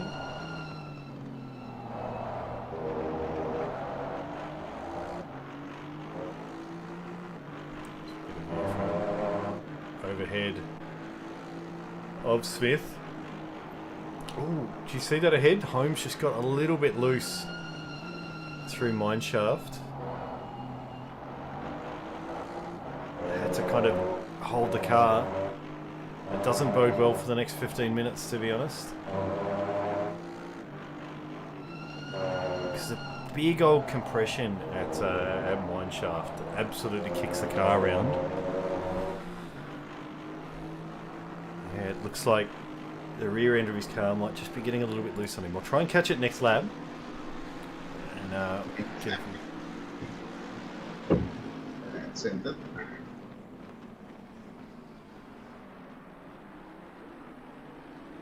yeah, pretty comfortably as the blue flag Jag Oh, is that's not going well. not... Oh, that's not where you want to be with if you're blue flags. I tell you what, Smith will be unimpressed as he has to yield back a position to Baldwin. I mean, props to Baldwin for making an opportunity out of it. See, behind Gibbons, he's just trying to avoid losing a position of Sweet. Smith has to kind of yield into the S's, but Floyd was interested in kind of isolating him and forcing him wide. Holmes, we look from behind him now. Can see Smith defending. It's all good. Doesn't look like any position change. I do want to try and catch this. Here's where he started to get a little bit loose last time. Looks like it's okay.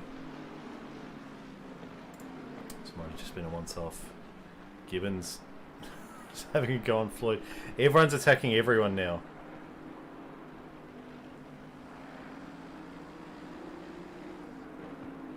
Sweet on Gibbons now in the final corner.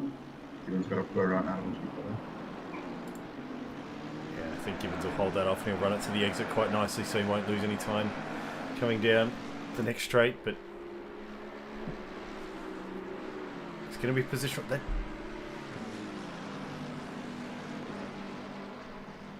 what?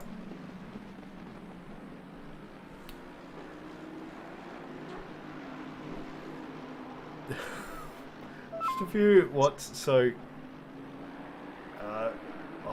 so I think I see what's happening, and that is Meddings and Gafford are the Jag and the McLaren behind. So that's why they haven't completely gotten out of the way. Kafua obviously went into repair that slightly damaged the steering wheel that he had. Yeah, just slightly. Nothing too special. It's a bit special. So Baldwin's managed to pick up a 5-second penalty. I'm not exactly sure what that one's for. I'm assuming that was for the hairpin incident that, where pretty much everybody got involved. Ah, yes. Yeah, that would have taken them a fair while to untangle what needs to be done about that. To be fair, and so now he's got extra pressure on him to try and get past Holmes and mitigate that 5 seconds, but I mean, he's been trying for a while, and certainly the one thing you do not want to do if you just got a penalty is to compound it with a second penalty. See, everyone's strung out a bit more. Floyd has gone wide at Crocodiles and that second to last corner quite a few times now and managed to just hold position. But I think he's either his tires are going or the pressure is telling. Gibbons committing to an outside run to try and go at him, but he's very much at risk of losing a position to Sweet. And there's a few bumps along the way. Nothing too dramatic. Oh, what is this up ahead? A battle? Someone is going to lose out here. Or they're just going to go back into their order. Whatever works. Must be using the kids'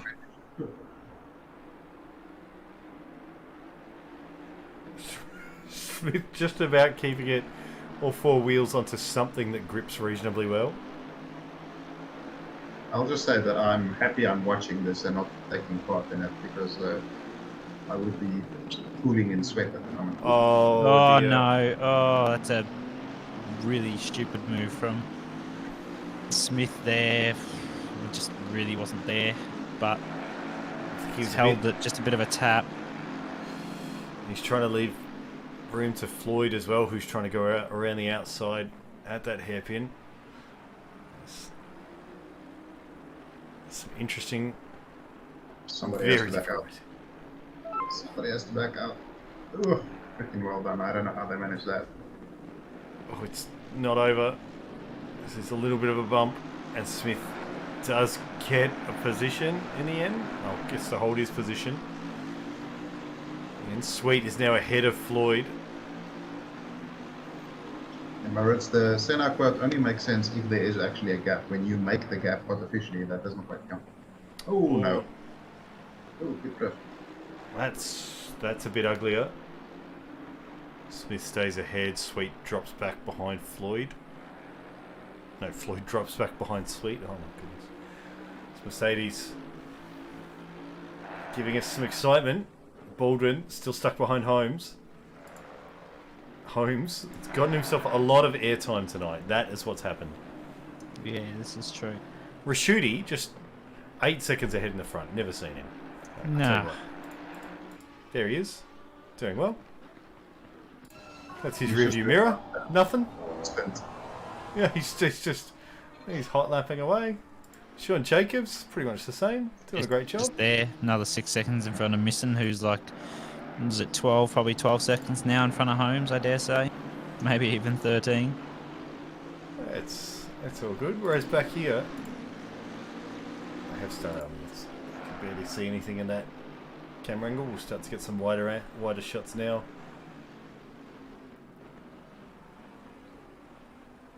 I wonder if this is Baldwin's window. He's got a couple of seconds gap to Smith. That won't last long.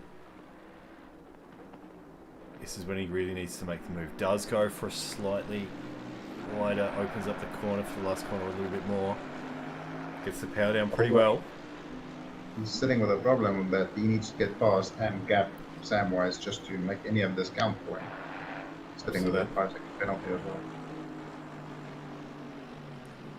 There's a tap as they slightly disagree about turn-in points, but nothing too major.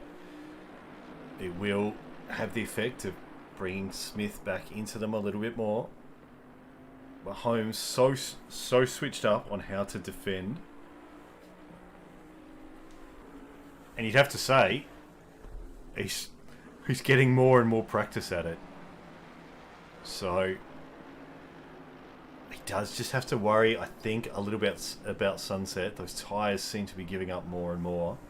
Seen a couple of little wobbles in mineshaft. We've seen Sunset a bit wide a few times. He's been under pressure for almost over 20 minutes, and he's not put a foot wrong so far. Yeah, some very minor side-by-sides here and there, but nothing too severe.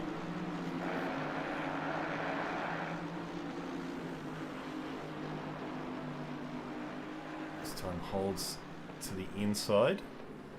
Baldwin looking to come with something of a switchback, but it's very difficult to get enough of a switchback for that to work. And here comes Smith again. He's almost back in this one.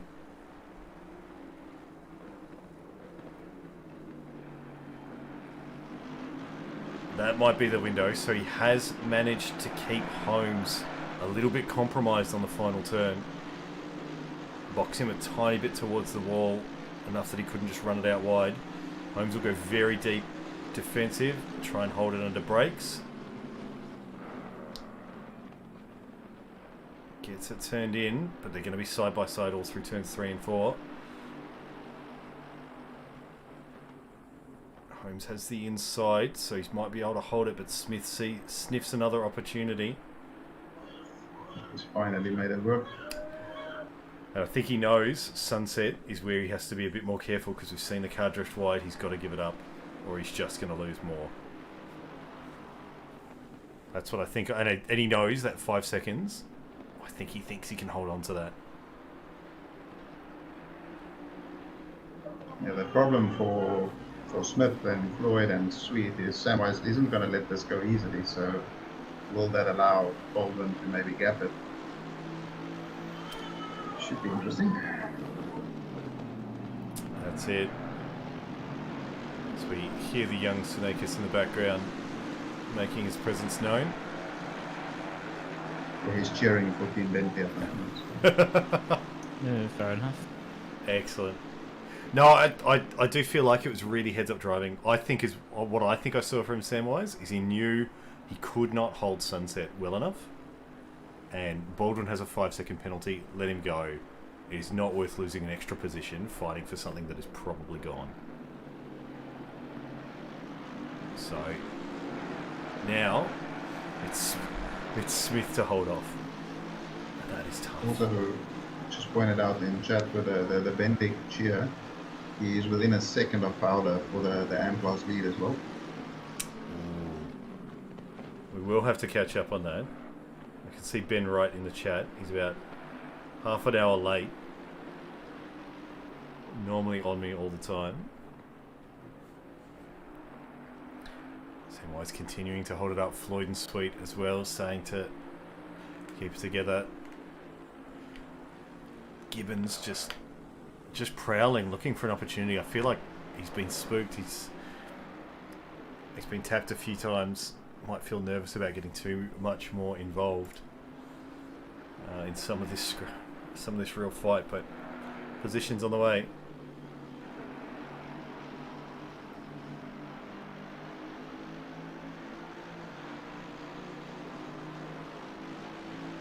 Baldwin already almost 2 seconds ahead of Holmes now. He might run out of time in terms of gapping it, because there's only maybe 3 laps left. That's what we do.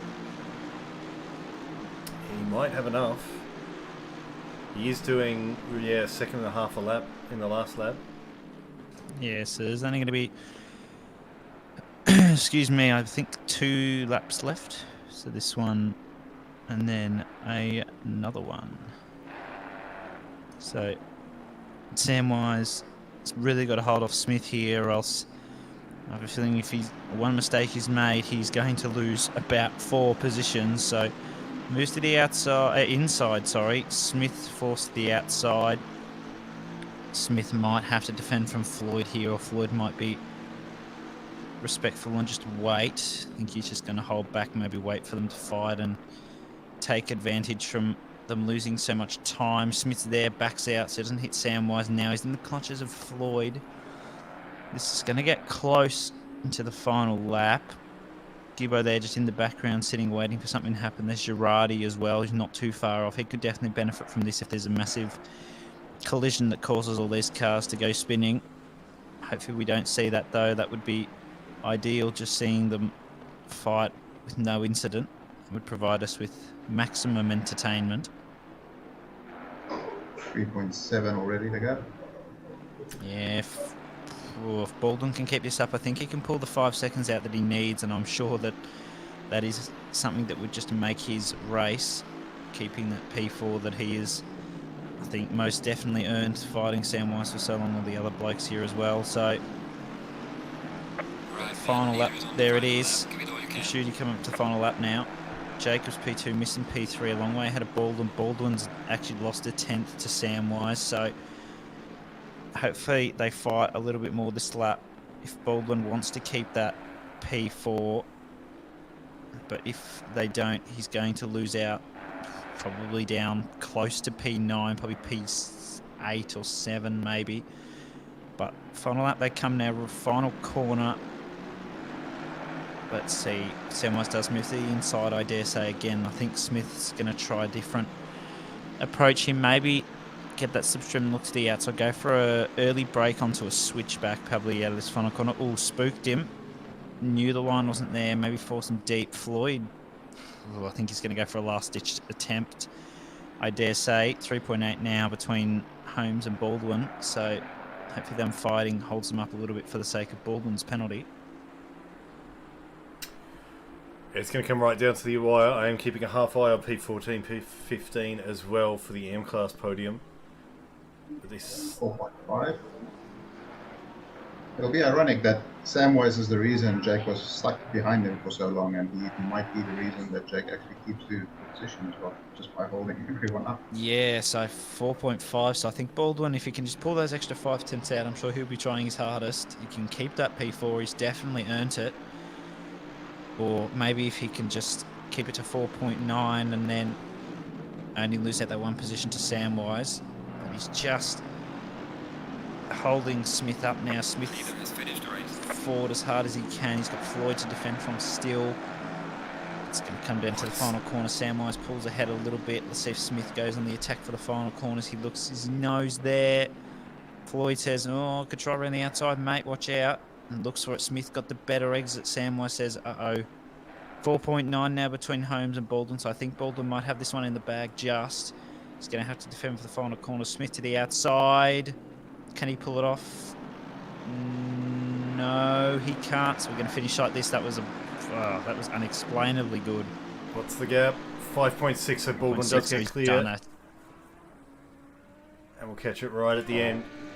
This has been deep on Fowler for the M-Class podium as well.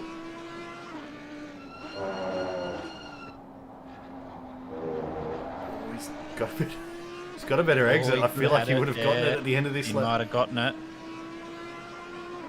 But well done from both of them. Fowler's done enough. But it was very close. Yeah, we spent a lot of time watching the same battle, but that battle was on edge. We saw taps, we saw bumps. I don't think that the standings that we saw are going to be the standings post-racing, because I think that there's a few too many taps for me to feel comfortable saying that it'll be as it stands, but... Well, I mean, we can definitively say Rashidi, Jacobs and missing for your top three. Very well driven by them. Consistency is key. I think I have to say drive of that race is absolutely Holmes. That was an outstanding defence for, I think, about 36 minutes. Was really struggling with that car in a lot of ways, but held it well and cleanly, so props to him for that one. Baldwin with the last lap Lando there just to pull it out. It did just, and I half think if Smith wasn't so aggressive as well, and as he should be though, on Holmes, he's really kind of pushing for that position. Holmes might have actually been able to hold that gap just close enough. But it was really good racing by all. So there you go. Race 2. Raschuti, Jacobs, Nissen, as we've said a couple of times. In the Pro-Am, it's Girardi, Chalmers, and Neighbour. And then in the Am, as we saw, Fowler, Van Dijk, and Mason. So only a quarter second for these guys. But in the overall, that is how it stands. And only a couple of penalties through the order for a 40-minute race at a tricky track. That is really well done. Oh, that's been a big night. I've enjoyed that. It has. Yeah, very much enjoyed it. Any other standouts for you guys?